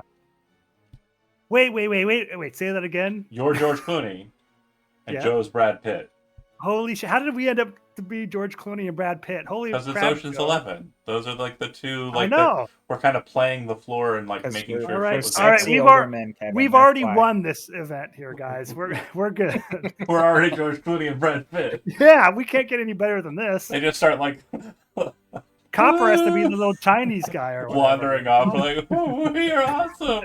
The heist just ends. Nobody cares. Yeah, nobody. I mean, cares. technically, Varric should have been the Chinese guy. He's a dancer. Well, that's Yeah, true. that's Look right. at the Sorry, you lasers. But You got stuck with it. no. Yeah, he doesn't. It's about who can fit into the Fit me in Um, a suitcase. right. Anyways, Ocean's 11, great film. Yeah. Focusing up on the mission at hand. So They're sponsoring us, aren't they? Ocean's no, 11. No, the movie Ocean's 11. I Krungar have. positioned at the bar with the bag of holding with the weapons in it, ready to blast if necessary. Varric in the games playing. Kurnell going in before everybody else, getting as much information as they can about the scenario, granting that information forward to you, and letting you know if a day is needed to postpone because of what's on the scene. Copper turning into Lizard upon entering into the casino, hiding on Valentine, looking for an avenue for entry, paying attention to Kieranel's contacts with Valentine or Kieranel's contacts with Moro, depending on how we play it, and then moving on. So Valentine, the problem with your communication idea is the duration. Kieranel's going to go in well before you. Varric is going to go in well before you, which means Kieranel's going to have to open the line of broadcast to you because, first off, they're going to check their dealers a little bit more with a bit more scrutiny than their guests, right? Yeah. These are employees. It's like going to work at like a place that, like a call center for debt collection. They make you put your phones in a thing. Like it's going to be a situation where he's going to be very hard to communicate with, but the information he's going to be getting is invaluable. So he'll want to communicate that to you or to Moro, who you said you're going to link up with telepathically. Yeah. Now the second person you want to link up to telepathically, because you can do two, right? Yeah. So my question to you is would it not be better to do Copper because there will be a point where you're discarding your half of your party. Yeah, that's what I was thinking too. Because if Kieranel can contact me if he sees me, I can talk to Copper if I'm throwing him in there. Okay. Okay, perfect. Yeah. It would be Copper and Moro then. Yeah. Or between Moro and Krungar. And then for Moro and Krungar, you two have worked together a lot. So there's going to be a system of like signals and like thoughts, right? And basically Krungar's at the bar, and as Krungar's watching the scene, if Krungar notes to you something's up, it's probably not going to be a situation where it's going to be so kind of dire a situation for Krungar to act on unless Krungar acts on it, right? Mm-hmm. So I would assume that Moro, as a point of contact, Moro can basically say, shit's hitting the fan, and then Krungar will move on that. Whereas if Krungar sees something that's questionable, they're probably not going to bust out the greatsword and just start murdering them without the boss being like, yeah, no, good idea, right? Not saying that Krungar is dumb. I'm just saying that Krungar is probably not going to, like, see a situation. I can't think of a situation where Krungar is going to pull the trigger. Is that fair to say, Joe? He's getting coffee. Oh. Well, then, great. So he might have missed that. Glad I Let's talked a get- bunch of shit about him behind his back. I think I'm still like loving this George Clooney and Brad Pitt thing. So. I really can't think about anything else, actually. I can't think about anything else. He called me Am I- handsome. Tell me Wait, handsome who's is what he did. everyone? Oh, Who's Not everyone? we don't handsome. have to do. We don't have to go through it all. We just have to focus on the fact that Yeah. Kevin is playing George Clooney. And Right. Joe- And so is Brad Pitt. All right, get in there and y'all do this. Y'all got the time. Y'all Yeah, got you this. got this. We'll just look good while you're doing it. Okay. Y'all just walk around and draw eyes. That's all. Then, do we have any final questions before I go ahead and we start the first day? No. Hmm. Okay. Then, Kiernell, you're number one. I am number one. You will be entering into the scene. Early, just kind of dire, boring, foggy, cold autumn morning in the month of Falloon. You make your way by Skyrail to the dock that you need to report to. In your disguise, augmented by a magical formation of the disguise, you make your way by boat with a random unnamed checkered scarf up the coast. About 30 minutes pass before you see a massive waterfall spilling over the edge, and near it 3 waterfalls that seem to come out of the cliff itself. Your boat moves quietly towards one of those waterfalls, the one closest to the city proper. You see that there are a number of caverns present, and it looks like the inlet for that cave is kind of settled inside of its own kind of separated water segment. It's like a tidal pool, I think is the word I want to use.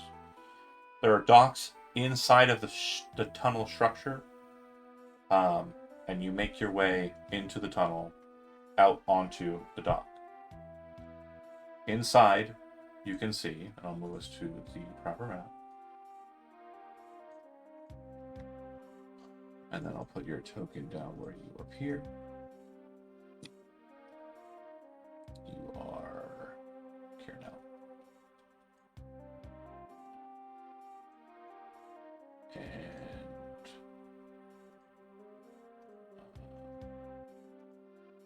And when you arrive, the attendant looks to you, nods her head as you enter in, and says, "You're a bit early, but perfect. The other dealers have not yet gotten here yet." And she kind of gestures her hand up like this.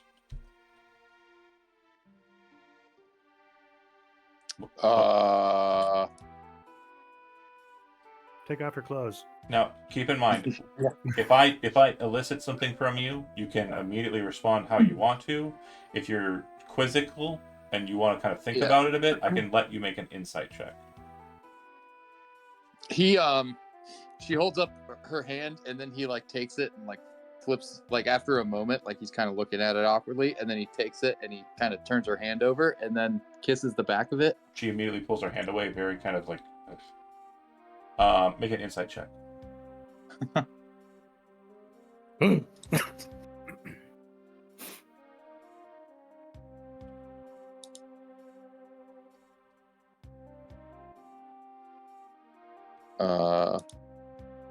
And then she'll say right before the insight check is finalized, she'll say, "No games. We don't have time for this. The tournament's important." And then she gestures with her hand like this again. So with a 15, you just pro tip: click it once, let it sit. Yeah. Much easier than hitting it a bunch of times. It's not going to change the result. So 15 is the result. You understand that she's asking you for your call stone, and she's also gesturing for you to put your hands up so she can search you. Oh, right. You understand what's going on here based on what you learned from your housemate? Right. Your victim? Let's call him a victim. Yeah. I'm gonna. So the one I guess it's just the one that I have, which is the one I would have used to, I guess, contact my friends. But my plan is I'm gonna hang out until they get here and then start like establishing mental communications with them. So yeah, I'll go ahead and just hand over the call stone and then put my hands up. Before we get to this next part, if you do not state at this moment you have something on your person, it is not on you. So if you have anything that you have keistered or hidden or put on your person to kind of keep on you for the duration of your stay here at the casino, I need to know about it now, and then we need to roll a sleight of hand check to hide it on your body. Right. So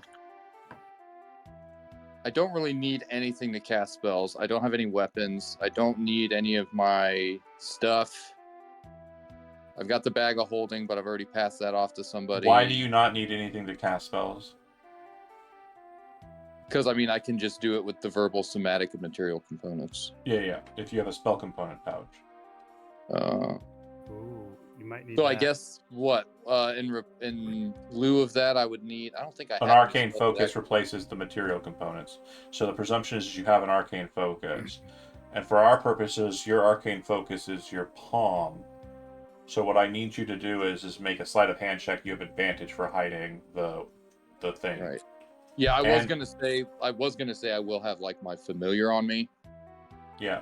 Because So it's optically invisible, you also have a plus Yeah. 10. So go ahead and make a sleight of hand. But if there's anything else on your person, I need to know. Yeah, I don't. None That of one this, I'm pretty sure you're getting through with. Yeah, that's pretty much the only thing I can think of. Pretty much the only thing I'm gonna need. Okay. And then you said deception, Sleight of hand. sleight of hand. All right, so 21. Yep, or 31 even. So yeah, they don't check your palms, and you're in. There technically is a massive cut in your hand, but Yeah. because you said you also had a disguised, Yeah. it looks like a regular palm. It looks like that other guy's regular palm. So she searches you. She gives you a pat down. Another fun factor is you said your clothes were basically the clothes he was wearing, which means your disguise is flawless. She feels the garment, and the garment underneath the disguise is perfect. Because that would have been a very large that's why problem. I was doing like disguise self on top of disguise. Because yeah, if you had said I just go in there with disguise self, not getting the actual outfit, that would have been a very large problem because she would have known. Yeah, it like completely minimizes the amount of like overlap. You did the exact things you needed to. So she nods and she says you're going to be on table 3 today, and she points to there. Oh, I'm sorry. Which one? Table 3. Excellent. He goes over and he sort of sets up shop. Yep, and she'll say, "Bill will be out in a moment with the chips." Okay. Oh, this will be extra fun. So I'm assuming that since I'm a dealer for the house, they prefer it if the house wins. Again, the game is the game. It's the tournament's the tournament. So, yeah, you're playing to win, and it's as clean as it can be. Okay, so remember what I was saying earlier about like that winning hand? Yeah. Okay, so slowly throughout the day, one card at a time, I want to secure that winning perfect hand out of the deck I'm dealing with. And I want to do it one card at a time, so there's like a minimal amount of like you know. I want to make sure you understand your position in this, because it may be the case you're not understanding the nature of the game, and I want to make sure it's very clear. Okay? So as the dealer, you're not technically playing. I know. My goal is basically secure the winning hand out of this matching deck of cards, and then if any of my allies are going to be playing in the tournament, I can pass it to them. Perfect. So the best way to think of this game, it's a combination of games like poker, hearts, and rummy. If you're familiar with those games, you kind of have an idea of how this game might work. Okay? And yeah, it apparently is a real game that was created in 2005 that can be played actually. We're not doing that. Well, not tonight anyway. Maybe in a future game we'll bust out a Dragon Anti deck. But yeah, So I'm basically just like occasionally palming or pocketing powerful cards that I can pass off to whoever's going to be in the tournament later. sure. So they will have those on their person and they can use them to cheat. Yeah, so it sounds like the flight is what you're trying to do, which would be a hand. And so you're trying to get 3 dragons of the same color, because there's the color and metals in the deck. And then they also have the Dracolich as an evil. They have Soland as a good.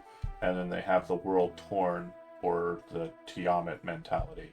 Although Tiamat doesn't exist in setting, it's just the breach of the colors. In the deck as well. Yeah, so while doing his sort of recon, that's just a little side quest, I guess. Okay, so when you come over to your table and start looking, you note that there are extra decks, so you're pretty sure that that wouldn't be too hard to do. The security guard behind you kind of walks over and kind of says, "Hey," and smiles, and you all right? Yeah, just I'm feeling a little off today. I think I might have might have overdone it last night. Oh, you Went drank out, too had a much with good that. time. Yeah, you said you were going out to the muster. You caught it, right? Yeah, absolutely. Yeah, it was incredible, great, magnificent. Roll a either an intelligence check to try and catch on to what he's talking about reference-wise, because you're a city guy, you might know, or roll a deception check to just bullshit your way through it, all like IT crowd, like, yeah, they were having a laugh, and like just say shit that sounds like, you're a sporty guy. 23. Okay. Nice. And for a deception check, yeah, you basically just say things, and throughout the process, there are like these weird little hiccup moments, but it's like cold reading, right? Like, they don't pay attention to the flaws in the conversation; they're paying attention to the big moments. And effectively, what you gather out of the conversation is your guy last night went to what is called a muster, which is a sport that happens in the prime gladiator arena, where three individuals try to basically move a shield from one side of the arena to the other. Sounds like a fun game. Yeah. But this guy, whose name is Kevin, the security guard, he seems to be a friend of Arnis, the real Arnis, and for the first bit, he's kind of like, yeah, and like being very chatty. But then you notice that the attendant who logged you in and kind of moved you over to your spot kind of gives him a glance after moving over to the slot machines, and he kind of turns and kind of goes back to his post, standing in the middle of the area. Okay. So you are at your table. You see other dealers come in and take spots at their tables as well. Okay. And these individuals all are tieflings, not unlike yourself. The only one that is slightly different than the rest, in kind of just general appearance, is the female, like the female presenting individual. The others seem to be just kind of like guys, kind of very handsome looking features, and all just slightly different horns. But the woman, she has slightly blue skin instead of bright red skin, and her horns are not very massive. They're very diminutive and just kind of like little pops out of her head. She is placed at the farthest table. About an hour after your arrival, as you're kind of setting up and you're pretty sure the deck plan will work, for the purposes of cheating, you will have advantage at your table. You'll note that individuals start to come in, and these appear to be the tournament competitors. They are taken immediately towards the back, and they head down into what you presume would be the restaurant, which is beneath you. Or above you, sorry. Okay. Then you see the others start to make their way towards the employee doors once all of them have passed through.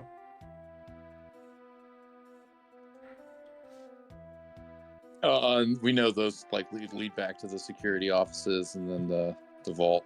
Yep. Okay. But they also lead to the break room.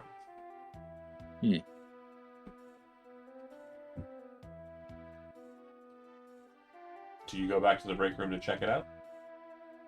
No. I'm actually going to try to. So I'm assuming there's like bathrooms here or whatever.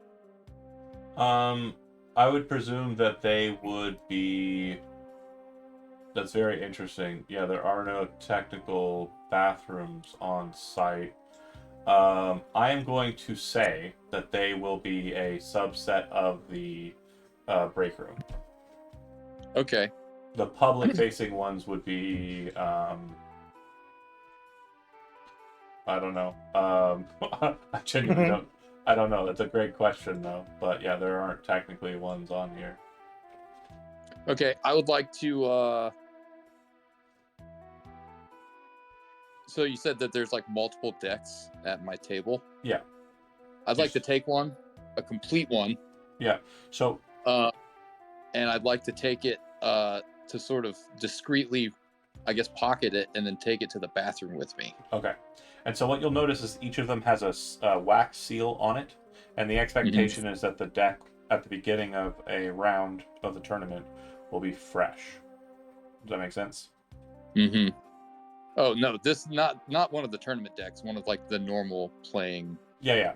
Well, there's enough of the tournament decks on site that you could just take one of them and it wouldn't be noticed. What I'm saying is that when it comes to the game, you're going to be cracking a fresh deck. So you will, if you manipulate the whole of the deck, it won't be very usable. But if you have like in your pocket or hand, like a hand for this specific process, you'll be fine. Like you'd said you were going to do. Let's go ahead and move to the back room, though, so we kind of explain what's happening in this next bit. You move past the bar and head into the hallway into this space. You start making your way. The first thing that you see in front of you is a mirror, and you know what it's there for. You walk around the way, and you would know that the break room is up ahead and on the right, and then the security door is on the left. Okay? Based on the map. But as you're passing by this door, the door is slightly opened, and inside you can see a gnome at a desk, currently busy working on what appears to be a typewriter. Okay? And then a looming shadow kind of appears from your vision line, and you see what appears to be a massive devil covered in spines reach for the door and pull it closed. Make a perception check. Come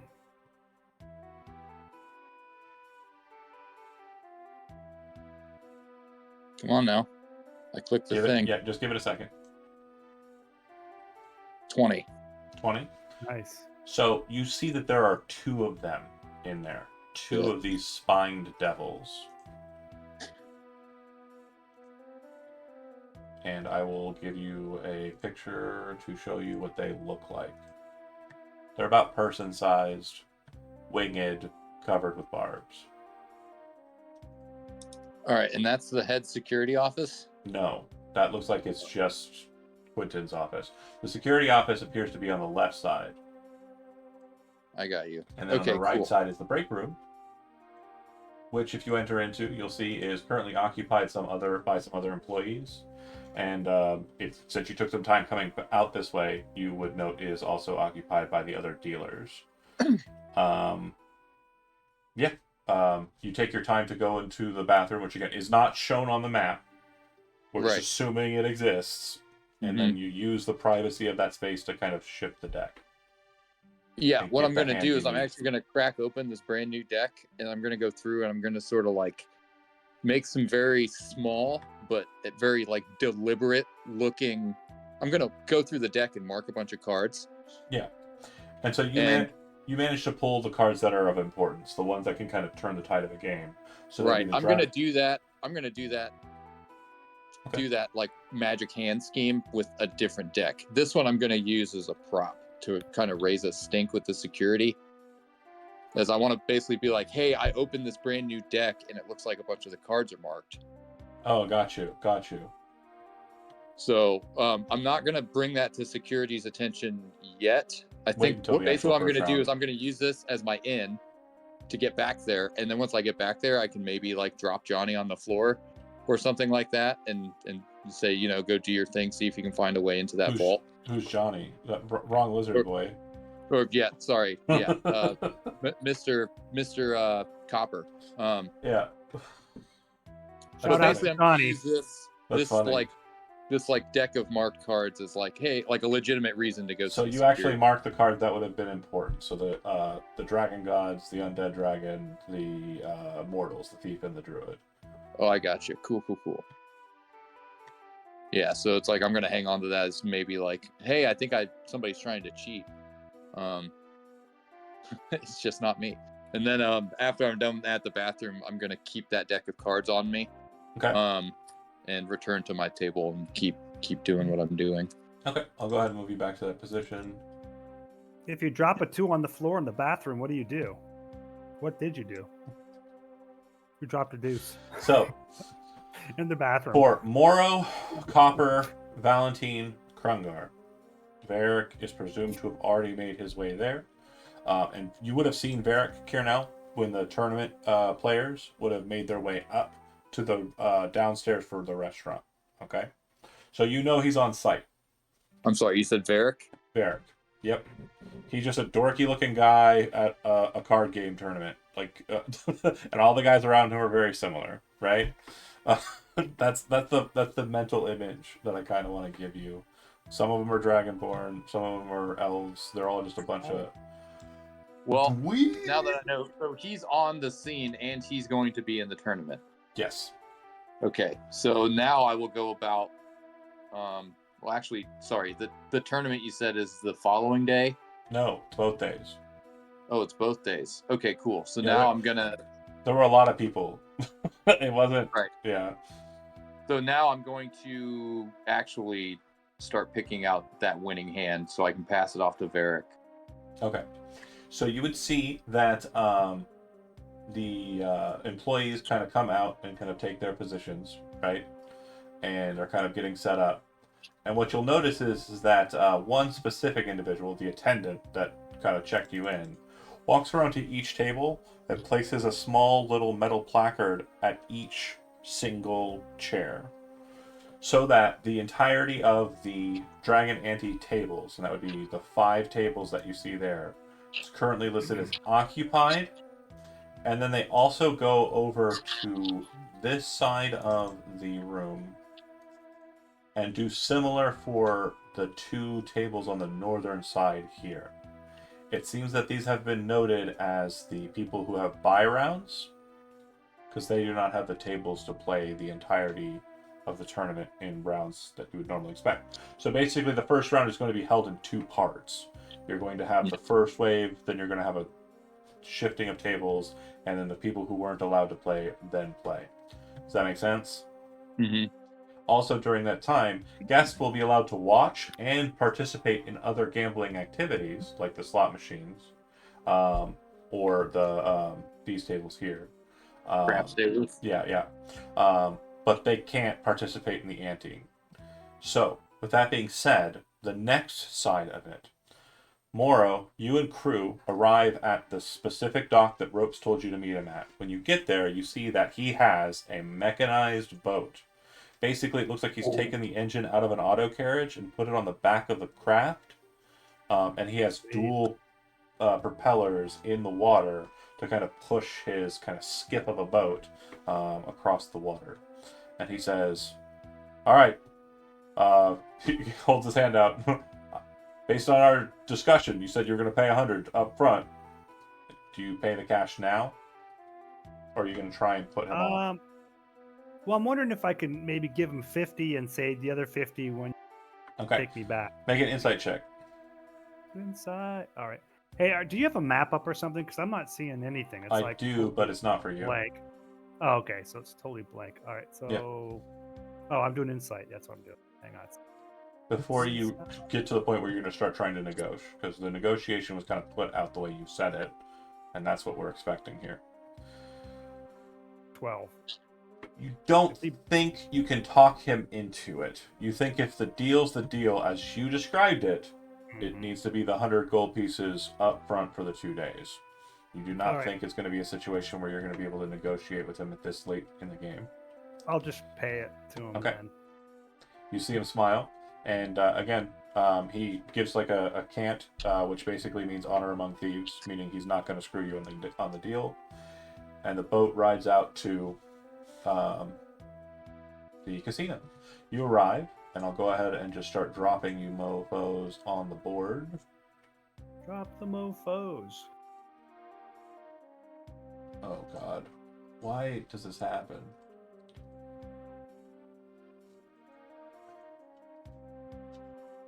What was the wagon called again? The Good question. cars? What are Auto they carriage? called? Auto carriage. There we go. Thank you. I had a brain fart. Okay. Uh-huh.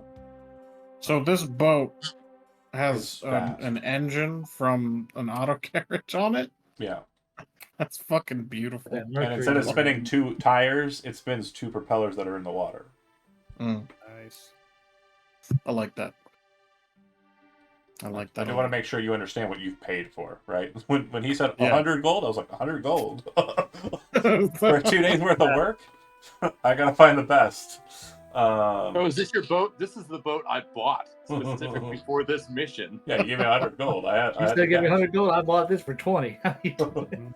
How you doing? Now, when you get up to the waterway, the tunnelway, is that when Copper is transmuting themselves into animal form? Or are you going to arrive on the scene as yourself? I will arrive as myself. Okay. So the attendants will check you in. They do not do the same thing that they did with Kiernell. There's no reason to. You're not employees. They give you a quick scan over just to make sure you're not brandishing any weapons. Mm-hmm. If you are hiding a weapon, I do need you to tell me that you are hiding a weapon on you. And that does not mean the bag of holding. The bag of holding you can have. It's not hiding the weapons in a traditional sense, right? But if you have any weapons that you've kind of pocketed, keistered, whatever, I just need to know about those. The only person who I think knows what that terminology means is you, Jonah, so I'm glad we're getting that laugh. But does anybody have any weapons that they have on them or any items that I they think have I would on them? know. I got an idea of what keystering a weapon It means shoving it up your ass, right? Yeah. It's a I know prison what pocket. to do. Yeah. But does anybody have anything that they want to take in that they're not supposed to be taking? Nope, nothing out of the ordinary. I Just a am bag of taking holding. in my thieves' tools, ball bearings, and 1 poison vial. I Okay. didn't get a chance to use it at the museum. How many items is that total? 4. Go ahead and make a sleight of hand check, and because they're just looking you over, it's with advantage. Okay. Does Boots of Elven do those count, or can I just No, have? that's Okay, just for so moving slows. it's 3 then. Okay.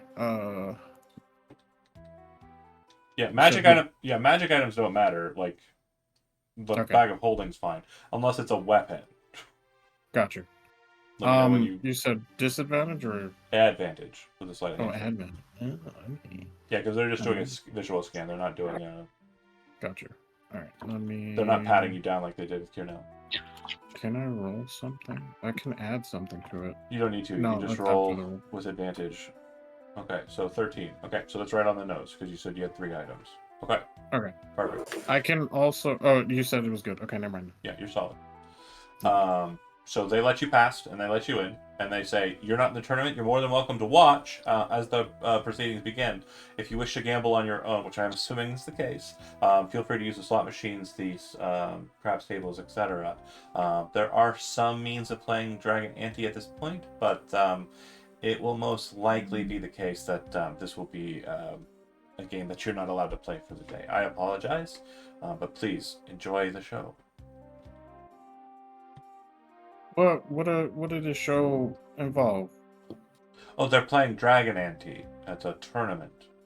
Oh no. Oh, okay. There's not going to be entertainment or anything like that. Oh no, unfortunately not. Hmm. All right. Okay. You head in. Do you wish to exchange any of your wealth to make for coinage? Chips. Hmm. Nah.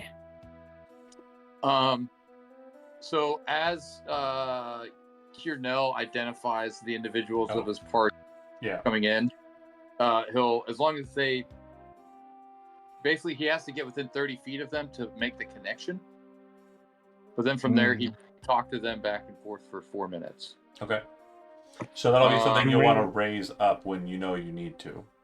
Do we have to stay within 30 feet? No. Okay. That you just need to, a number of miles equal to my charisma modifier, which is 4 miles. Which one is Kiernell? Oh, sorry. The Kiernell. teleport connection lasts for a number of minutes Kiernell. equal to the warlock level, so it's 3 minutes. Do you see my That- page? Oh Okay. yeah. Okay, there you are. Cool. So one by one, he would say, I can get us to the vault. I can't get us in, and I can't get the money out. I haven't figured that out yet. I'm currently cultivating a winning hand that I will pass off to Varric. If I have the chance, I can get copper within reach of the vault door undetected.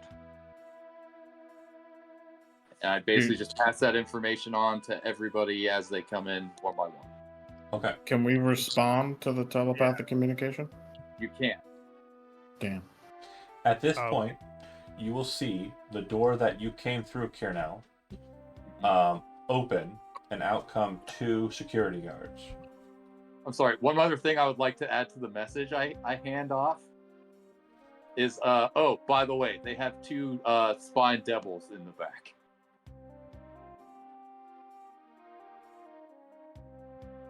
Find what? The fuck is that? 2 security guards come out. They are pushing a cart. One of them is pushing this cart. The other one is kind of standing in front to make sure the cart goes the way it's supposed to go. They come out and they walk over to the first table. You see them open up the cart's top. It's like one of those ice cream little carts, or like a hot dog cart, I guess. And so they pop it open and they hand out a lacquer tray to the dealer. They then move their cart to your table. The lacquered thing that they hand you is filled with chips. And that's settled down before you.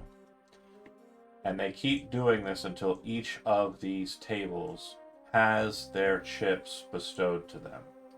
Okay, can I try to do something when they come to my table? Sure. Can I try to, like, sleight of hand my familiar into the cart? Go ahead and make a sleight of hand check.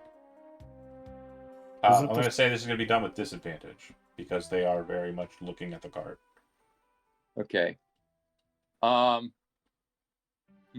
They seem Is to that be the- very vigilant individuals, so I just want to make sure Could that's clear. I mean, could it be aided by a stealth check from my familiar? No. Okay. An 11. Okay. I'd rather So- take that 23. What happens here is, because you didn't fail by more than 4, you plop it out, and then as they wheel to the next one, you see one of them kind of reach over and go, grab it. And what is your familiar? It's just a worm, right? Yeah, it's like the Sokar or whatever. Yeah. Just kind of breaks it in half and like tosses it. Your familiar is dead, so you'll need to resummon it. God damn. Poor Jimmy. It's like he initially sees he initially sees that they like found it, and he's like, oh, and then he watches them just go and then like snap it in half and like toss it off to the side, and he's like, oh, like, oh, gross. Also, no. make a intelligence check on that. Oh, boy. Jimmy, no. Not my poor Jimmy. Oh no, a 1, The 3. a 3, Okay. and then a 1.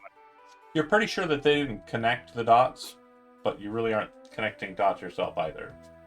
Okay, I probably shouldn't have done that, but I was hoping I could sneak it onto the cart, and then they would take the cart back to the vault, and then we'd at least have a man on the inside. Well, yeah. Once they've loaded, Copper sees this, and now Yeah. he's worried about trying that. once they've loaded that up, the attendant will tell you to go ahead and speak to the cashier, and this security guard will kind of like interpose himself with you entering into the space, the gambling space, if you don't have chips. If you're just here to watch, please wait off to the side and gestures kind of over to this wall Oh, for we the have to tournament be- comers to come play. But if you wish to gamble now, feel free to go ahead and speak to the We cashiers. should And they probably point to buy some chips. these lovely ladies here. Yeah, I'm gonna have to buy some chips. I'm gonna go buy some chips. What the hell? Yeah, When in Rome Casino. buy some chips. I put a Chips. mean look on my face and walk past him towards the bar. Yeah. All right. Okay. I'll, Make an intimidation check. I know what I'm here for.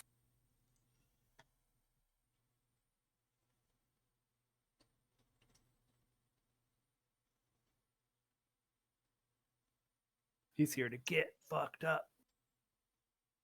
They just put our cash in the register, right? Hold on, I'm just waiting for that internet to work. Oh, Three. You try to kind of like brusquely walk past, and he kind I know. of puts his hand up and places it on your chest. Says, "Sorry, big fella, can't let you pass yet." Then he kind of does this look over his shoulder, and then looks back to you and he says, "Wait, are you just trying to get a drink?" Yeah, I'm just going to the bar. Oh, okay. Yeah, no problem. And he kind of just lets you pass on by. Hold on there, big fella. Yeah, okay. Oh, you just where's the trying bar? Bartenders are up this way. Oh, okay. All right. So I'm gonna do My 35. Krungar's ego is slightly bruised, but that's okay. So I will say this: a couple of notes here. When the guy put his hands on you, like and kind of stopped you, you definitely felt it. Like he's not a pushover. Now he's not as strong as you are, but he's not a pushover, right? Yeah. Like maybe a 15. You also realize that the security guards are pretty well armed Got for it. just regular guys. They're wearing half plate, so like they're pretty Mm. good as far as soldiery goes. They are not going to be a pushover when fighting. It's going to be more like dealing with like a museum guard or dealing with like the cops, right? Mm. if you commit, you're going to have to go all in, and there's quite a few of them on the field. So that said, you make your way to the bar. As Krungar's heading over that way, Moro and Copper and Valentine, you walk over to the cashier. Two beautiful ladies, tieflings with wings, and they're wearing kind of like bunny girl outfits behind the cash register. And they're like, "How much would you like to play?" And then they kind of gesture to a sign that says it's 1 gold piece per 1 chip. And then you can purchase like higher color chips, but the values are still the same gold wise. All right. It's basically 1, 10s, hundreds, thousands, and tens of thousands. But the Okay. tens So of wait, are those thousands, Functional wings, or are they like decorative and part of the costume? you're not sure. Oh, okay. Yeah, okay. So I haven't seen them yet. Well, yeah, I mean they're over there, but like you're not sure. So Valentine's gonna walk up. And he's gonna be like, "Como se va, Cher? Let me get 3 10s and a 5." He's gonna throw down 35 gold. Slides them out. And do you want me to break it up for you a little bit into ones at all, just so you have more chips to throw? Yeah, let me get one of the 10s. Most and, antes are just 1 gold piece apiece, so Oh. Oh, okay. Yeah, okay. Let me get then 20 and ones. you got it. Hands you your small little lacquer tray of chips. It looks like it has a decent amount of space for more chips to earn. But yeah, you've got a chip tray. Same goes for Moro and for Copper. What are you chipping in? I'll get 20 gold. 21s? 21s. Yeah, 21s. 21. Boom, boom, boom. So the chips that are served to you are like just about the same size as a gold piece. They are made out of what feels like a lacquer material, like wood with lacquer on it, and it's got the icon of sin emblazoned on a red field. So black icon, red field, and then the ring around the outsides of the one side is going to be white. The ring around the outside of the fives is going to be blue. The ring around the outside of the tens is going to be gold. The ring around the outsides of the 100, which you haven't purchased but you can see, is kind of a silvery mithril color. I have a question, Metal John. in actuality. Go ahead. These mirrors that they told us about. You can see one right here. Yeah, but have we seen them like in other places, or is this relatively new? This to is us? definitely not a common method, but it's not like absolutely unheard of. The best way to think about this mirror is that when looking at it face on, it looks just like a regular mirror. Mhm. But if you kind of catch at it at an angle, it almost looks like you're looking into a duplicate of the space it's reflecting. Like it Yeah. almost has a three-dimensionality to it. And so what you know from the description of it is the enchantment on the whole of the mirror is basically serving as a window Yeah. or somewhere else. So this can't be messed with by like normal hands like mine. You could break it. I mean, if you break it with your fists, it's going to shatter the mirror. The mirror is the thing that's enchanted. Yeah. You could Okay, throw okay. something at it and break it, like all sorts of things. You could throw something over it and cover it. There's plenty of ways to cause the mirrors to fuck up. But the presumption is that the security guards who are in there on the other side of the mirror are going to realize something was wrong, identify which mirror was fucked with, and move to that mirror as quickly as they can. Mm. With question marks over their head, and then eventually exclamation points because they'll Yeah. find out it's you. Gotcha. I mean, that does open up an avenue, but I Yeah. don't know if it's gonna work. It's okay. That's why we got telepathic communication. It would be at about this time I would be telling Michael like a bunch of tournament rules, which I don't need to do until before next session. So I will save you the trouble. And then you would note that about 30 or so individuals come back up with attendant. They come out towards where you're located. They're coming out from here, like this space up ahead here, where there's a hallway that they're all coming out of. And then they all stand kind of north of the tables as the attendant kind of explains some things very loudly. And then the attendant on the south side that kind of led you in is explaining to other people who come up behind you, because you're not the only guests. Other people are coming in behind you.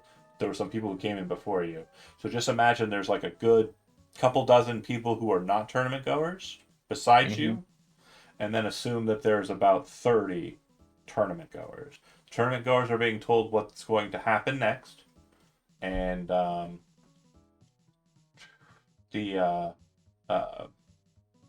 brain.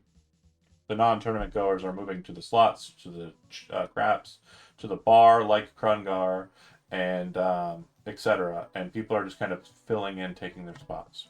Make sense? Yeah. Okay. When we saw these people come in, they came in from this door. They all came in. The security guards came in from that door, right? And the two security guards that had the cart will move over to the cashier, and they'll park the cart next to the cashier. Okay. Then they will leave. So, and then also, when the cashiers got our gold, did they put it in like a register or like a bin?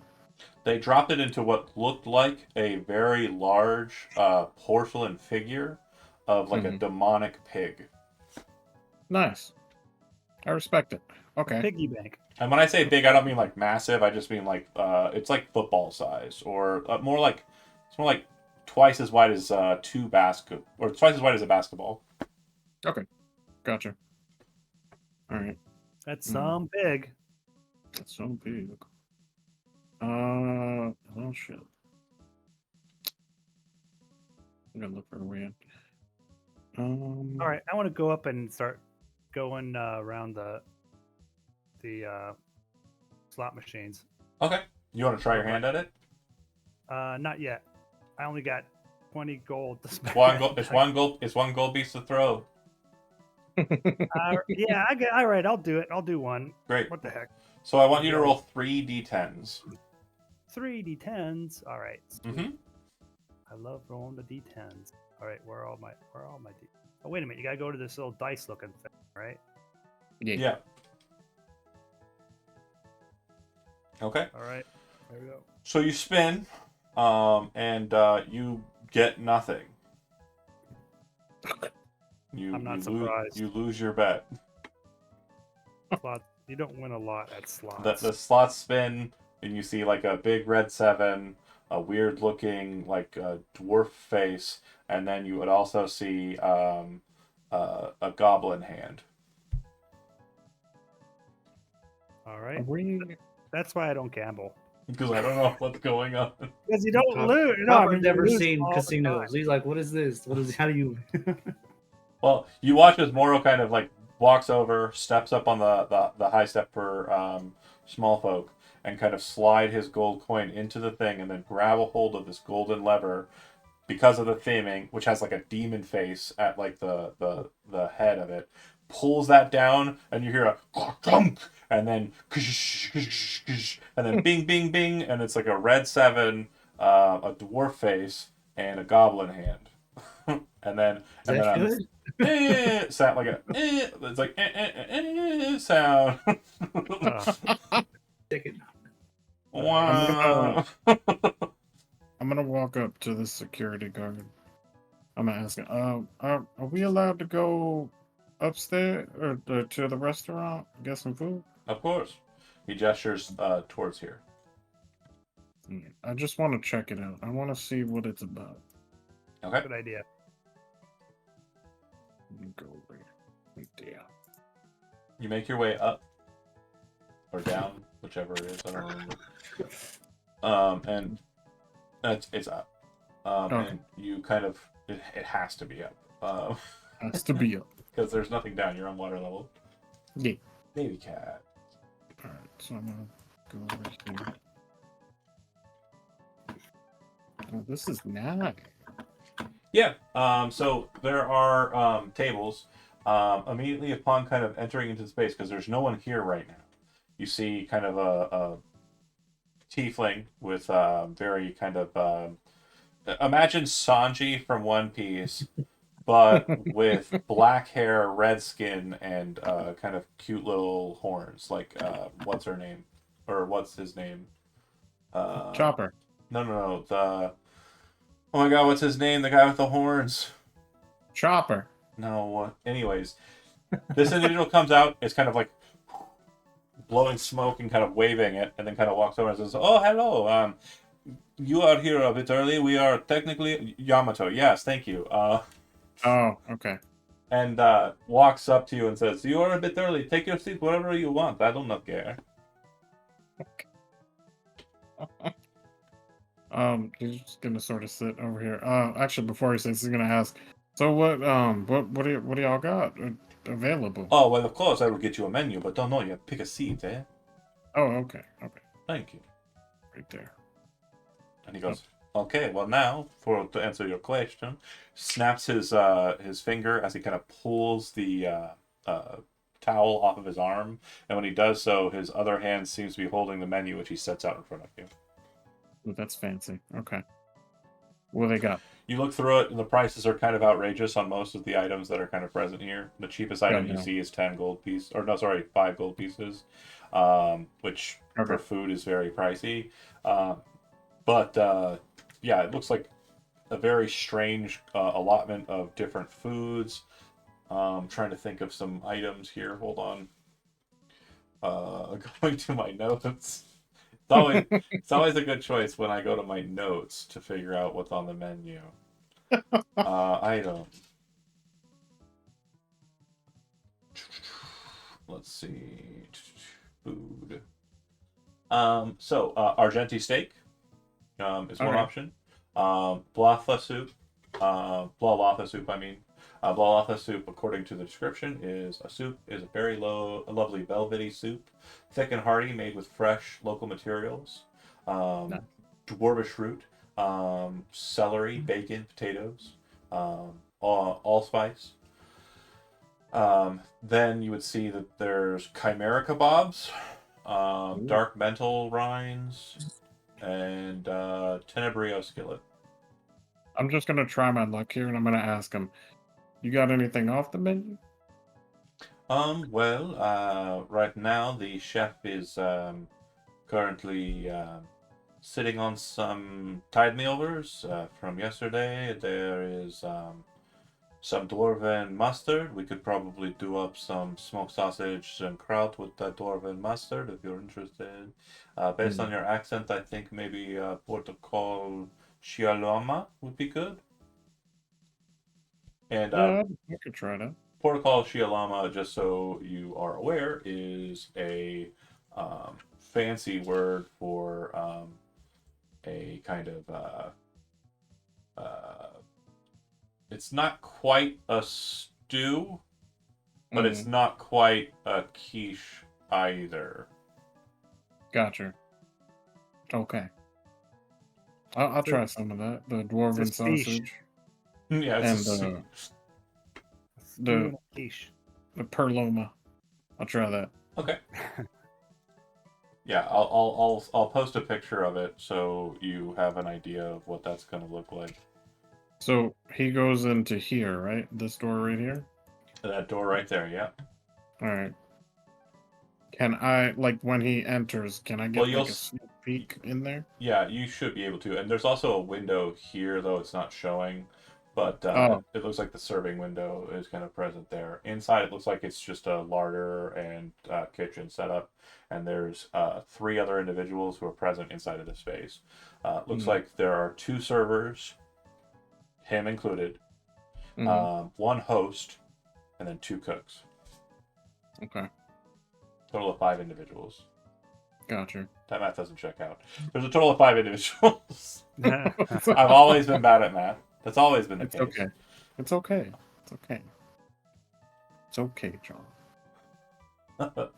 And no security in that room or nearby? No, yeah, you could murder all 5 of them if they don't There's put up a that fight, and you could magic just, window. yeah, jump off the waterfall. Because maybe, maybe there's an avenue here where I could just sneak in from here, but I doubt there is. Because most kitchens, they're just closed off. Mm-hmm. There's no like back way or anything. And I will say this too. So there was the waterfall that descended from the top of the cliff, and then there were the 2 waterfalls that descended from the middle of the cliff. Right? You entered into one where the water kind of backpedaled into a tidal pool, and then entered into the cliff itself. Yeah. It kind of came to a point where it rose up a bit, the water, and like the push from the tidal pool kind of causes it to go uphill a bit, and like you did as well when you ascended. So just to note, this other waterfall, the presumption is the waterfall that's kind of spilling out over the restaurant would be the other waterfall, not the first waterfall, and not the biggest waterfall that ascends from the cliff. That makes sense? Yeah. Alright. He sent me to a smaller section on purpose. That bitch. Okay. No, this appears to be the only part of the restaurant. There didn't look like there was anywhere else that you could kind of get food. Oh, the only restaurant. Okay. Yeah, this is the restaurant. It's not the prime thing that the casino be doing. Yeah. So I do that. I eat the food and then like. Okay. It takes about 20 minutes to prepare, and it's really, really good. And they charge you 5 gold pieces for it. Ugh. How dare? No, I'm just kidding. I'll pay 5. In that time frame, this is for you, Chad. The tournament goers begin to fill in, and you are expected to be ready to receive them. So you will be starting the first round of the tournament. Because it is random determination as to who sits where, I would like for you to go ahead and, when you get a chance, roll a D30. And Okay, well, I need a let me 1. get these rolls out of the way real quick. I just stepped away for a second. No worries. Yeah, so a D30. Yep. And I'll need a result of high. Do you want to go high or low? Are you more sound that you're going to roll a 1 or a 30? Yeah, let's do high. Okay, so we need a natural 30 on this. Okay. I got an 18. So, what I meant to say is you need a natural. It's the top 5 numbers. So Varric will not be seated at your table during the first round. But make a sleight of hand check for me.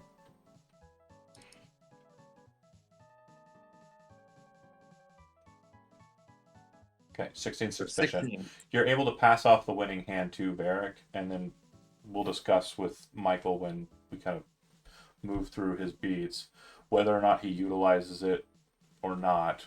He's not typically fond of wearing sleeves, we've noticed, but maybe he wore them for this tournament, or Guess maybe he next has a method of having them on him and not caring about the sleeves. But so far as to say, he literally said, "I don't want my character to be wearing a shirt." And I'm like, all right, well, that's the way I'll draw him. It may be useful. During that first segment, though, you'll be seeing that the people who are playing together, these individuals, are very much as I described. There's a dragonborn, a couple of humans, an elf, and a dwarf who are seated at your table, and they're playing together and playing Dragon Ante. Now, you're the dealer, so you can influence that in a way if you want to, but at this point, like, from these kind of starting bouts, neither of them seems to be any different than the others. They all seem to be very kind of nerdy, focused on the task, and are all doing their best to be like. If you've ever seen like poker tournaments on TV, you know that those assholes who are trying to hide their face, or like, one of them is wearing glasses for no reason. Like it's that. It's that. Uh, but if you're just doing the job, you're just doing the job. Yeah, totally. I'm not trying to. Nothing about these individuals speaks to me. So there's no need for me to sort of Okay. dress up the game for them. Okay. What I will have you do, and I know it's untrained, but I'd like for you to make an intelligence check. And if you had Dragon Ante trained, it would add that proficiency. But go ahead and make an intelligence check. Okay, so an 18. From what you gather, the best technical player at this table is the dwarf. From what you're paying attention to here, all the others are fine, but it seems like the dwarf is paying attention to a lot more about the game in question, and is doing stuff that's making you think about the game a bit more on a different level, other than this is the baseline of the game. Now you're like, No, I'm like speed running, playing against competent players. Yeah, it's like that first time you learn what the stack is in Magic, right? Can you remember back how that? It's like that moment. You're starting to realize how the game actually functions. Not to say you're proficient or anything in it yet, but you're definitely developing an interest for Dragon Ante. Okay, Copper, did you want to throw a coin into the ye olde slot machine? I did. Did you roll 3d10? Oh, I see you. Okay, cool. So you get the 7, big red 7. Then you get what appears to be a crown, and then you get a dwarf face. So you get back 13 gold pieces, or 13 chips, kind of stream out for you. This is fun, boss.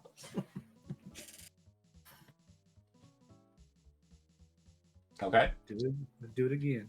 All right. You put another one in. Oh no. Okay. So you get the 7 on the right side. Okay. The 1 is a demon face, and then the 8 appears to be a goblin's hand, but in a fist. Okay. So you get nothing with this spin. This game is confusing. It has a rule and a metric that I've developed, but yeah, you didn't walk in here proficient with slot machines, so Yeah. you're like, I didn't even know that was an option. He's gonna look around and notice that Valentine's gone. Like, where the hell did he go? Valentine has disappeared, as far as you can tell. And then Krungar, you do see where he went. You do see Valentine descend down into the restaurant area, which would be over here. Okay. Does anybody have anything they want to do during round 1? Besides what has already been described as happening? We got another thing to do? Yeah. Again, round 1 takes a while. These are not long, or these are not short games. All right. What's up if oh boy, I can't do that. What's up this way? Like if I see the stairs, I guess. Yeah, you walk around. The stairs are over here. This leads to, up to the restaurant. which would go to the other side waterfall, and then this is a waterfall as well. That's kind of one of the two that you saw, as I mentioned. And then it looks like there's like an open seated area over here on the right. And then it looks like there are a couple doors on the left here, but you're not sure if you're allowed access to those. There's a security guard standing diligently there. A lot of open seating near the bars. Yeah. Do you want to go anywhere in specific? But again, this looks like an open area up here at the top. I'll go check out the open area. Okay. Let's see. Move myself over there. Ooh, look at that. Are those gambling tables? So when you walk into this space, hold on. Bear with.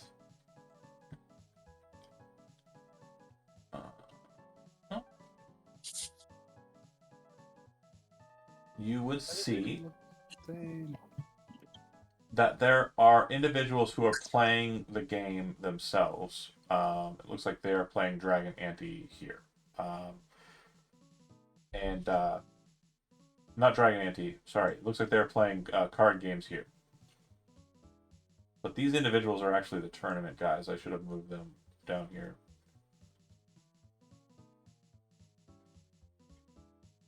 Not you, though. I took you as well. Oh, wow. Sorry. I'm in the tournament now. Hey, guys. Morola's walking up the stairs and the crowd came down and just washed him away. There are people in here, and so based on what you're seeing here, this is where the tournament will eventually end up. Okay? And from what you can tell, too, the statue is here. Ooh. And this is the security guard that's stuck with it.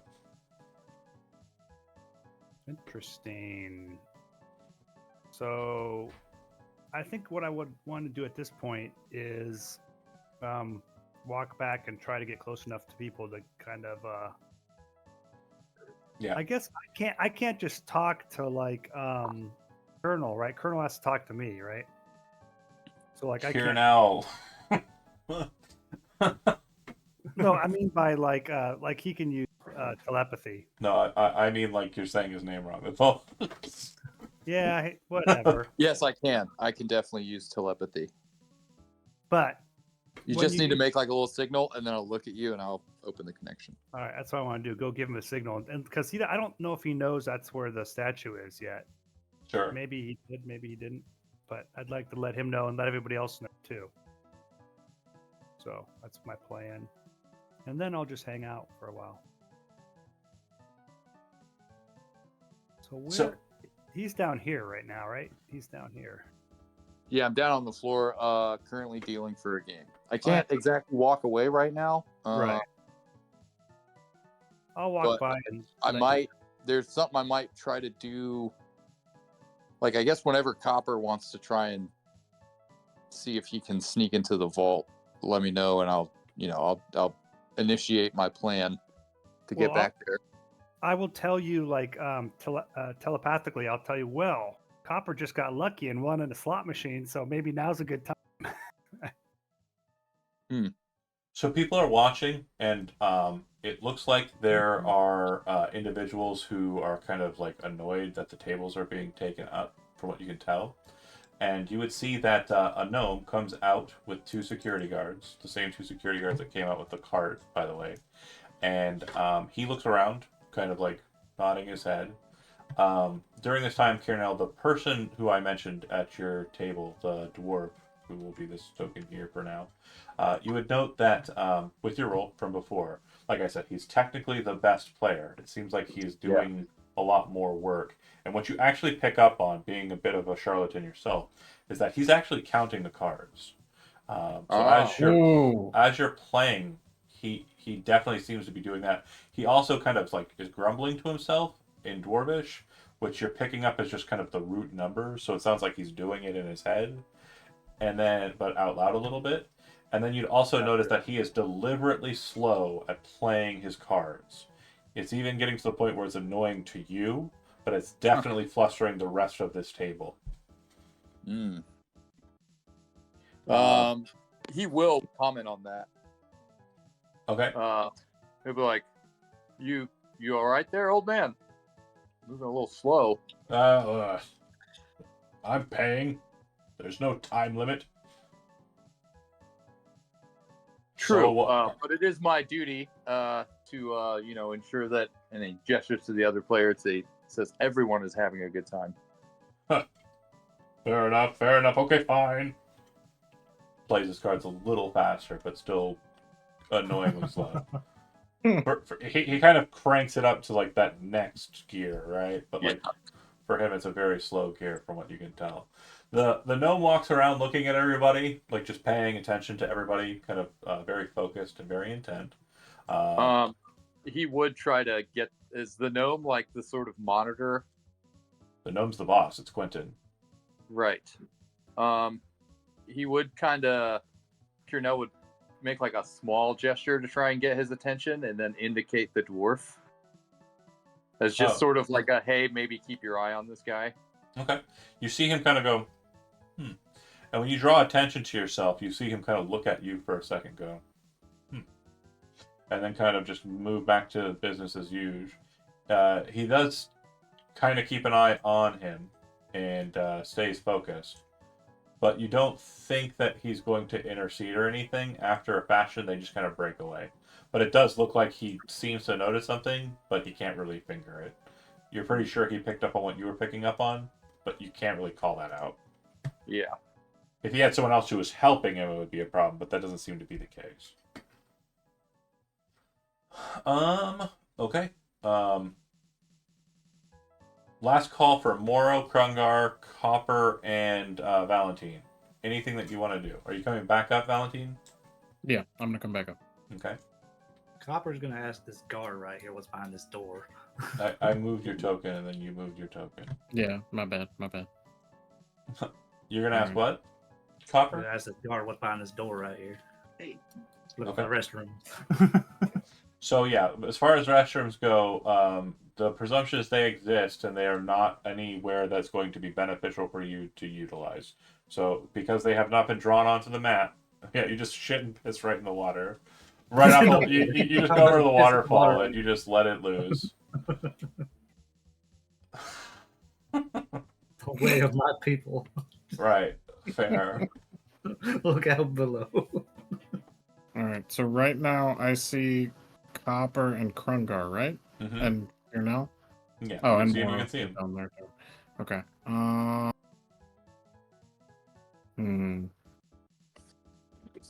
Do I see you though? Is the question.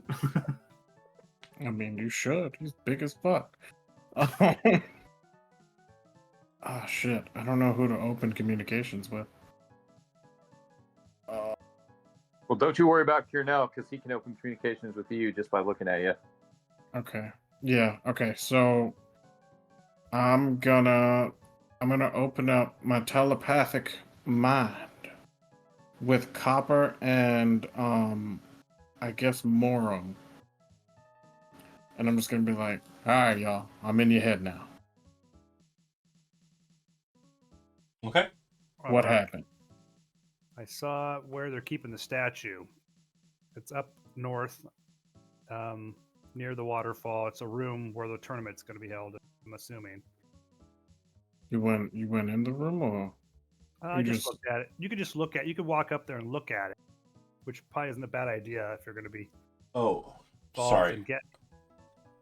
Sorry, real quick. Kieranel, make and Moro, both of you make a perception check. And then, continue, Moro. Done. All right. Hang on a minute. Let me roll this perception check. Oh, I have to roll a d6. Hold on. I got a 3. Doing great. Ooh, 11. We're not doing great. All right, I'm linked with them for 6 hours. All right. That should be more than Okay. enough. For you, Moro, there's something strange about the way that the security guards with the gnome are walking. It's just a bit off, but you're really not able to identify what it is. They just walk funny. It's almost like they're hunched over a bit. Very strange. Ooh. But they walk over to the cashier after making their rounds, and it's at this moment when kind of get there and start to settle in that the round ends. Kieranel, after everything has been done and accomplished, the dwarf comes out on top. He wins. You would see that over here at the table kind of north of you, after all is said and done, it looks like a tiefling, kind of a dark blue, purple skinned tiefling has managed to win there. And then to the south, it looks like a drow elf has won her side of it. She seems to be a very plucky individual, and a lot of laughter and like, haha, yes! Kind of moments arose from that table. You would note that the table kind of behind you and behind the slots, you really weren't able to see much of, but just some random Janarin would be the winner. Someone not even worth noting.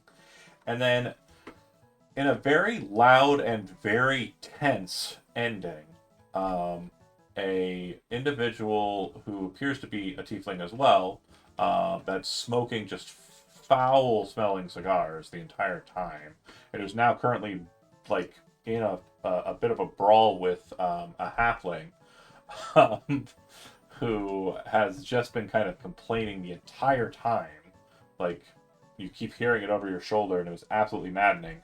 Is now being laughed at and breathed on with smoke, which causes the halfling to draw a dagger from nowhere. And the second that happens, the guy who's smoking or the tiefling who's smoking kind of steps back, and the security guards rush the halfling. And you also see that one of the guards near Quentin changes shape for a second, Kiernan, but then stops when Quentin raises his hand. You see spines start to come out of the guard and then go back in. Any of his accomplices who he can currently see within 30 feet and establish connection, he says that guard is a spine devil.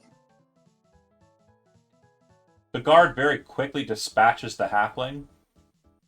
They grab his coin purse, toss it onto the table, and the woman who is at the table kind of grabs a hold of it. And Varric is at this table as well.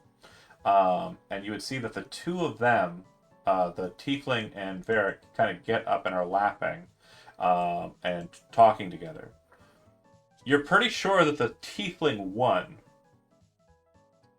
And when you kind of have a moment and the security guard kind of comes back over to the spot, the friendly security guard, and you kind of hear what happened, you hear that the halfling basically got mad because those two were table talking and worked to get a tie, which absolutely destroyed the halfling's chance of winning the game. So there are two winners at that table, and the halfling is the biggest loser. Another security guard comes over, grabs the halfling, and drags him over to the waterfall, where he is quickly thrown off of the waterfall into the ocean. So was he killed? Yeah, he's dead. Holy shit. Murder goes. They do not like cheaters and people who draw, Well, their weapons. the guard will say, "It's too bad he had a weapon. Shouldn't have brought it with him. He knows the rules."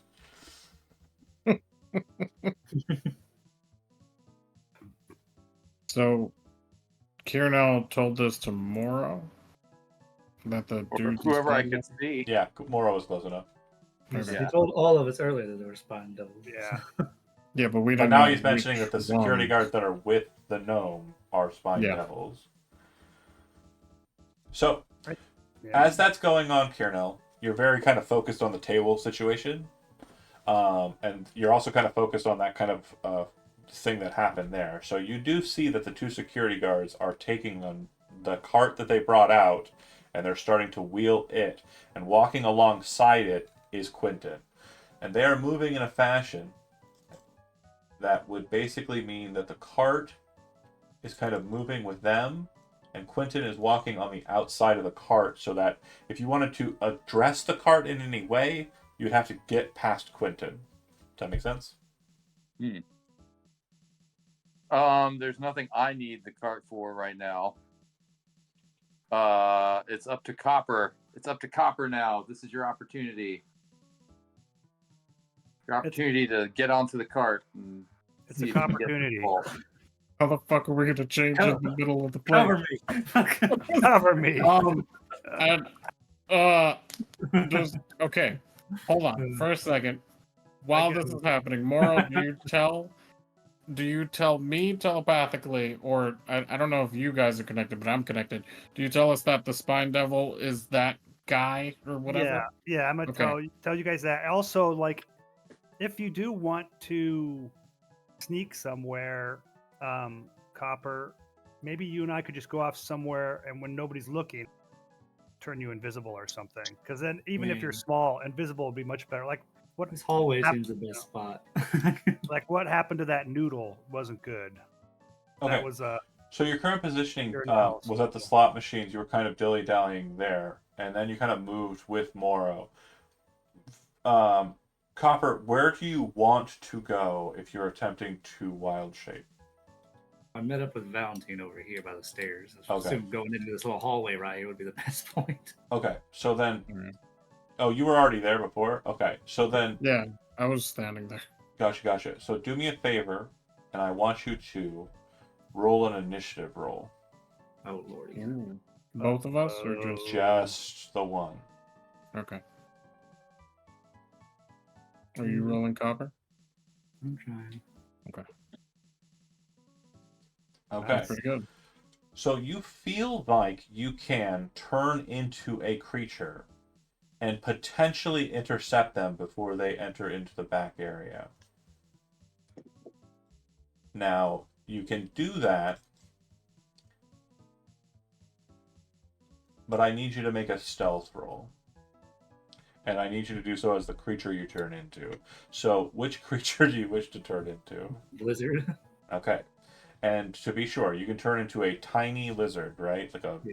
Yeah. Okay. I'm gonna turn- So first things first, let's get you a tiny lizard character sheet. Lizard. Oh lordy. do a tiny wizard lizard. No, not a wizard. Wizard. Yeah, that'd be great. You could cast Tiny spells. lizard. Oh, did you wait till I'm level 5? Okay, we got a tiny wizard, lizard, or just lizard. And then I am granting you control of said lizard. All right. You are Foxen. And I am... Okay, so you have the lizard. Do? And you should be able to move it. And its character sheet is at the very top of the journal segment.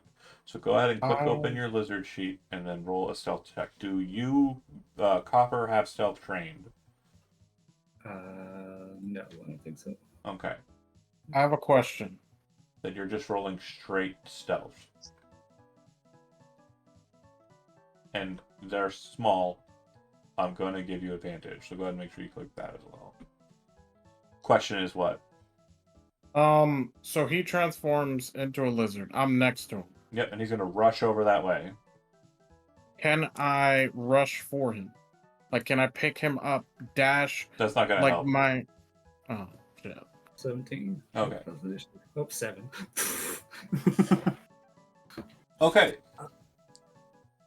That's What is the negative. armor class of a lizard? 10. Oh, shit. And what's the speed on a lizard? 20 feet. 20 feet. Yeah. Okay, so That's being my one. extremely generous here. Well, no, again, as a lizard, they would have been able to make it if they'd rolled well on the stealth check. But as you kind of start bolting across the way, this security guard will move and step on you. Oh, Jesus. Oh no. Oh no. No. Oh, God. He gonna die. Okay. Sprinkler, save me. I'm gonna have to save him now.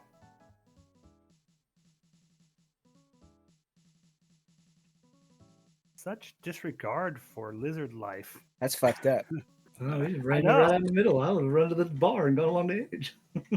Well, you had to make it across at some point, and the best way would have been to go under the couches and shit. I was thinking more like get on Valentine. Like, Again, if stuff you'd the gone the long route around, and if you jumped onto Valentine, and Valentine walked over where it would have been able to throw you onto it. Instead of this guard being the one to stomp on you, it would have been the Spine Devil guards. So, do you wish for me to let you choose the path? Because I can do that. It is going to spell out more doom for you. I chose the best path for you here. So, but if you wish to argue on it, Sure, I go. will let Let's you go. choose your own We'll, demise. we'll let you do it. Let's go. Okay. What's happening? Thank you. You Oh, step shit. on me, I shed my tail, and I keep running. He steps Perfect. on you, and he succeeds on the stepping on you. The damage that is dealt is enough to bring you out of your wild shape form. However, No, it's not. I don't drop wild shape anymore. what's that? We don't drop wild shape anymore. Wild shape. Oh shit! They I don't get drop four- wild I shape get anymore. I get 9 bonus HP, temporary HP, and that's it. And I can stay in form until I'm 0. Oh shit! Wow, interesting. That's busted. I like that. Eventually, you know what? If he kills you, he's going to throw your body over the waterfall. So you better not let him kill you. I'm checking the notation here. Hold on. That would not be good.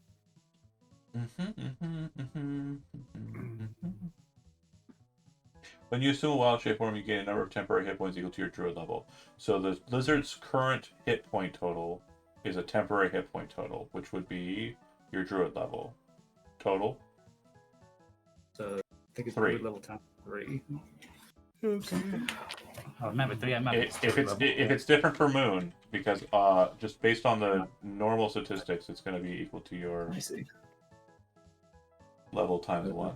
Multi-clone druid. Circle of Moon says forms temporary hit points equal to 3 times that of your druid level. So this will be a total of 9 hit points on the lizard. Okay. 11. Woo. And he is stepping on you with his boot. I already said that, so it's only going to be 3 damage. Yeah, I think you're getting away with it in that regard. So, Shed my tail and run. that's very interesting. Okay, so what I'm going to do here is you do shed your tail and run. You'll go into the couch or under the chair. Okay. Now at this point you have 3 options. Okay. He dealt 3 points of damage to you, so your temporary hit points for the wild shape form are now down to 6. Okay. You are under the couch. You are presumed safe from his incessants. If you pause here, he will not try and seek you out. If you dash here, he'll probably see you rushing in the direction of Quentin and alert them. You'll have to make a new stealth check to try and make it to the cart unseen at this point if you wish to dash out. But you can stay, you can dash out, or you can retreat. Those are your 3 options. Either wait here and wait for it to be over, bolt on, or I'll wait here. you're just waiting, I'm waiting. which means There's nowhere else. you're effectively Wait, boarding. does he know I went under the couch, or did he just lose track? So, from what happened on your side of it, because you're kind of seeing it from a kind of Down narrow there. perspective, you see the guard move towards you. You start hustling a little further. A massive boot slams down onto your back end. You feel your tail segment away from you, and then you continue running as fast as you can, which is still like another second or 2 before you get underneath the chair. So whether or not he saw you go underneath there or not, you're not sure. If you're bolting forward, you're not checking to see if he's there. If you're stopping and waiting, you're effectively aborting the mission, but you're sparing yourself from being seen by the guy. Can I help him? How are you going With to help mine. here? I'm gonna telepathically communicate, tell him Oh, where the guard is okay. or what he's doing. Great. So the guard definitely looks like he is looking at the couch and around the couch to see if the creature is around. Okay. So I'm gonna tell him he's still looking. Do you want to bolt out towards the cart, or do you should remain there in the safety of under the couch at this point? I shall stay under the couch. Okay, because I'm giving you another bite at the apple here. If you wish to rush out, you just have to make another stealth check. But again, with advantage. But again, This lizard has no stealth checks. yeah, lizards do not have stealth trained. That's why I asked you if you had stealth trained. Because think of the way the lizard's running across the floor, right? It's like... He's not, like I said, it's like Kevin's gym right there. So yeah, that's going to be visible, right? So you're hiding and staying, right? Yeah. Okay. Can I throw my psychic? Can I throw my daggers? What? Why would you do that? At the lizard? There's At me? nothing No, wrong. no, there's- no, not at him. There's nothing wrong with you attacking anything, like except for the fact that you're in a place where a lot of people are going to see that happen. Yeah, that's true. Shit. All right. There's a guard directly north of you. Oh no, Dude, how I long? could just run and climb on Craig. I start just to- stay where you are. We can come and get you. Okay. We'll wait.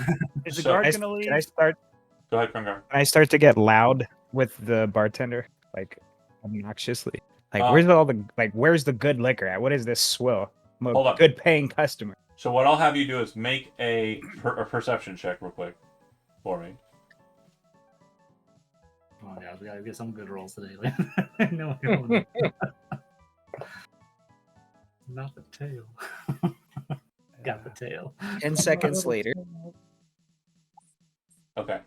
So what I'll say is that stealth check was so bad from the lizard. Everyone on this side of the chamber is aware that a lizard just got bolted down and stepped on by a guard. So in Krungar's mind, you saw that happen. What else could that be? So you look at the bartender and you look at your glass of half-filled ale and you're like, this is shit, and you just start yelling like you just said you were doing, right? Go for that yelling. And at that point, the security guard will maneuver. This is in the very initial step of the hiding process. So what that means is you get yet another bite at the apple, Copper. You can attempt to make it to the cart, but I want to make sure you understand. You have already failed the stealth check. I'm giving you a second opportunity to roll a stealth check. You need to get past the perception of the Spine Devils and Quentin to get on the cart at this specific intercept point. You have advantage. You have no other bonuses other than if you fail, you will not be murdered by the guard. You will just be murdered by the Spine Devils. You know what? I probably should have cast Pass Without Trace before I tried this. These are all things that we are reflecting on in Or hindsight. invisibility. And I am not going to come out. You are not Yeah, rushing. don't come out. They are alert. I am staying. Okay. Yeah, they're kind of giving a look to Krungar. The guard comes over to you, Krungar, and places his hand on your shoulder. Hey, big fella, you okay? Yeah, I just, it's expensive to drink here. I expected something better than this. You got creatures running around, and what even is this establishment? He kind of looks at the bottom of his boot for a second, and he goes, yeah, real gross ones, too. He kind of scratches his boot on the stone and says, hey, looks over at the bartender and says, something in infernal. And she kind of goes, okay. And then she reaches up into the top shelf, pulls down this glass bottle that looks like the glass is kind of old and leaden, but the interior has a liquid that seems to move upon it being upset by her movement. It seems to move like fire. It has like a yellowish and reddish color and tinge to it. She sets that down on the counter and she gestures towards it, and the guard says, and then he says to you, this one's on me, and next few ones should be fine. And she pours you a very small glass, very tiny glass, but you immediately kind of go, okay, it's free. Yeah. And you see that you solved the problem as the lizard starts to maneuver away from the couch, right? And the drink, you sip it back, and as we all are very aware, it is red gnome fire water, like the good shit from... Oh, I was literally Getting gonna, drunk yeah, now. Fizzbang's fire water. It is the Fizzbang family's favorite recipe, yeah. And you throw it back, and it's like, make a Constitution saving throw. Fire water. I didn't plan on drinking like that, but The we're ale was adapting. blame, and I had to throw in a sacrifice. I need a 13 from you on Doing this my con part. check. Con save, I mean. We'll see. Yeah. So it has got you buzzed. You are very 22. you are very happy feeling, but you are not drunk. If you had rolled a less than 13, you would be drunk, which would mean that you'd have the poison condition. But you like it, and the guard kind of nods his head and he says, try that for now, and then he says something in Infernal to her, and then she nods her head and then goes back to the counters and pulls out a pony keg, sets it down, and pours you, like, tosses your ale, and then refills it with this and sets that out in front of you. I would show gratitude, thank the guard and tip Oh, a gold to the bartender. Okay, you set Oh, that my gold on ass. the counter. She nods, and yeah, you continue to drink. It looks like the situation was averted. You help save the lizard, who is now, before the guard returns to his post, kind of rushes back towards the Goliath. And you'd actually see the guard kind of look to the ground where your tail was, and then look underneath the chair, kind of lift it up, and kind of bat around underneath it with his baton. Here's something I just realized too. My AC wouldn't have been 10. My AC is 13 plus my wisdom modifier. He hit a 19 on the attack roll. I'm sorry. Okay, so it's 17. I was gonna say I don't think that matters. But... Sorry. Yeah. Well, where did you go? Or like, yeah, where are you? I'm assuming you ran back to Valentine after the fighting, right? When the guy was distracted. Yeah. The guard goes and kind of, you can see from your post on Valentine that he's checking underneath the thing and kind of annoyedly says something. Krungar, you over here and say, it's not another one of those fucking worms, and then kind of shrug. Okay, so they return back to inside of the backspace. The second round of the tournament will begin, but what you notice is that the original attendant that Kirnell was kind of dealing with, she's kind of talking to the cashiers, and then she walks over to each of the dealers in kind, and she says, we're going to need you to go ahead and head back towards the display room. Quentin says that it's probably best that we leave these tables open for other games, like cards. We'll play the ante in the back room. It's fine. And she kind of just shakes her head. So I'm sorry, we're continuing the tournament in the back rooms? Yeah, back here. Okay, so it's not just like a meeting where actually, like, we're taking the tables and the players. Oh no, tables remain. You're just going to be using shitty tables. You're taking your tray and your decks of cards, and you're going, like, the other dealers seem to be doing it, and they're heading all the way back to these tables back here. Well, cool. Yeah, Cornell's gonna go along with that. Fuck. What are we still need to get into the vault. Yeah, I could turn somebody invisible. So I'm wondering. I'm gonna move you back there, Kirnell, because I want to stress something before the end of the session. When you get back there, you see a single guard in this room after everyone's been cleared out by the attendants. A single guard in this room, and a statue that matches the description of the Irenia statue that you're here to steal. On display in this room.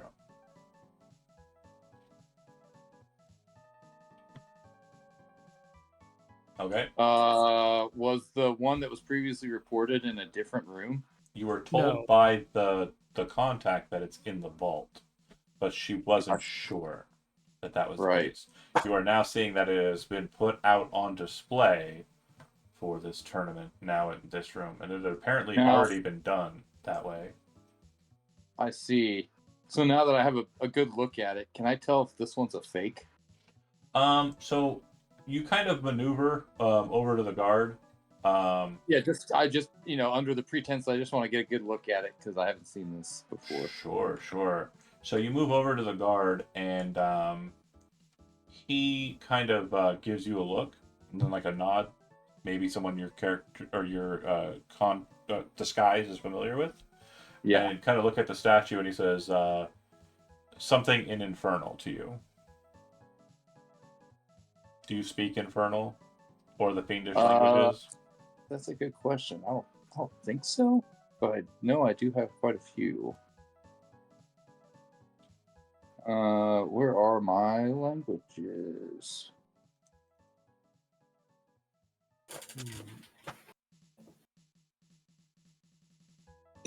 Where are my languages? Bottom left. It's weird. Bottom right. Oh, proficiencies and languages. Yeah. It says languages none. Ugh. So it's showing at least Elvish and Common. Yeah, that is absolutely true. What's your background? Charlatan. I don't think they get extra language proficiencies. Easy. They do not. Okay, So that's yeah, fine. Common and Elvish. So go So ahead. yeah, And, he said something to me Infernal, and I'm just like, tell me about it. Like, go ahead and oh make a yeah, make me a too. deception roll. Like I know this is probably some sort of passphrase. No. I got no. 19. So he definitely gives you kind of a strange look, and you kind of tell me about it in walk away kind of look. Is that aided at all by my disguise? No. It definitely was a verbal discussion. Wait, was the 19 the roll? Yeah, the 19 was the roll. Yeah. You clicked it 19. twice. So yeah. Yeah. He doesn't seem to be put off or anything. You head back over to the tables. So you Okay, would but I was trying to see if that statue was a forgery. yeah, for sure. Go ahead and make an investigation roll.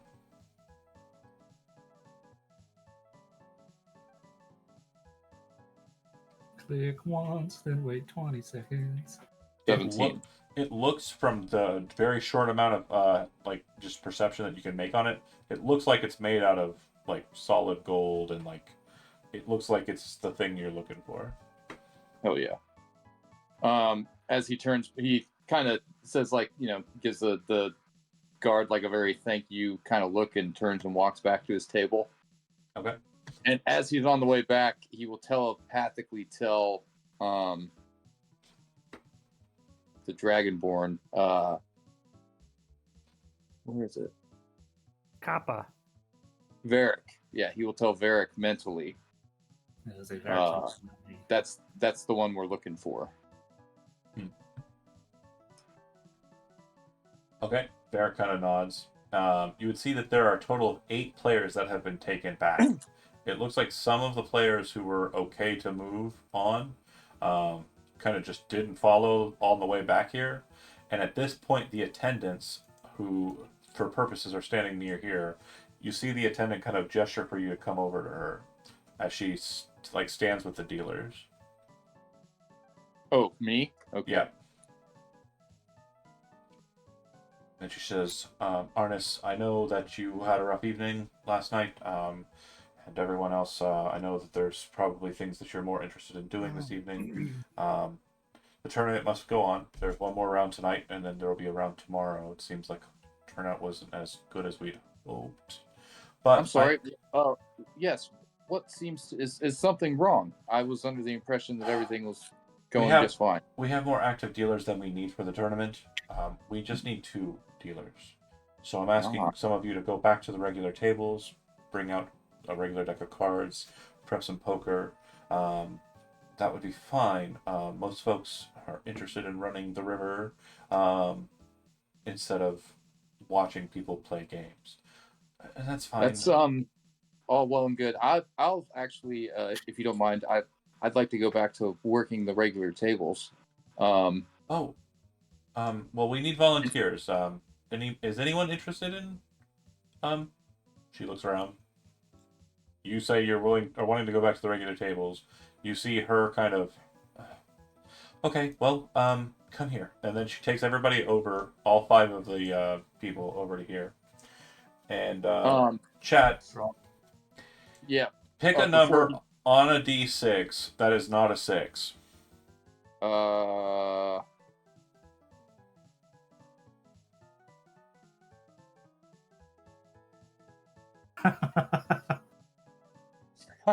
5. Okay, so now roll a regular D6, and if you get a 5 or a 6, you are not volunteered. Or no, sorry. If you get a 5 or a 6, you are volunteered. She's picking you. If it's anything else, you're going away. Okay, cool. So that's not a 5 or a 6.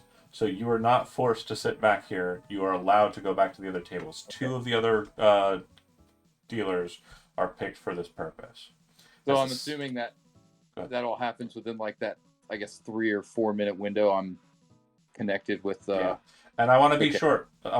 So just so you understand, the only person back here is a guard who thinks you're their friend, and it doesn't sound like they're going to be here the whole time. Are you sure you want to go back to the common room tables, or do you want to remain back here?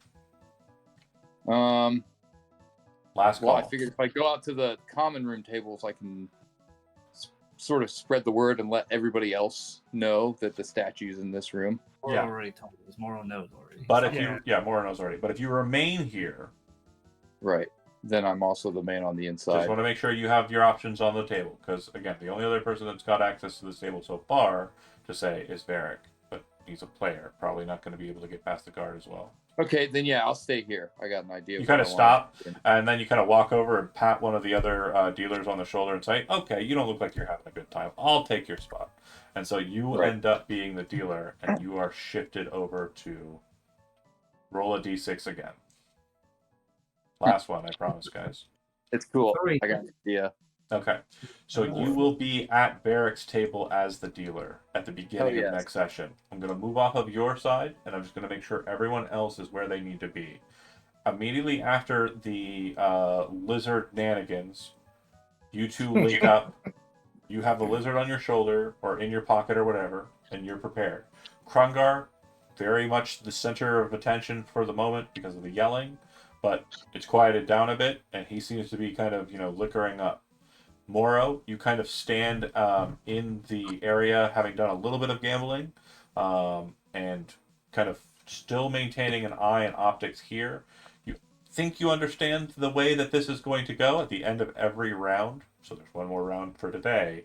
The cart will come out, pick up the gold, and go back inside, and both the security guards will be with that cart along with Quentin. That is all for tonight. We'll pick up next session as we begin round 2 of the Dragon Ante tournament. All right, I know exactly what we're gonna do, man. Thanks for watching those that did. We'll see you then.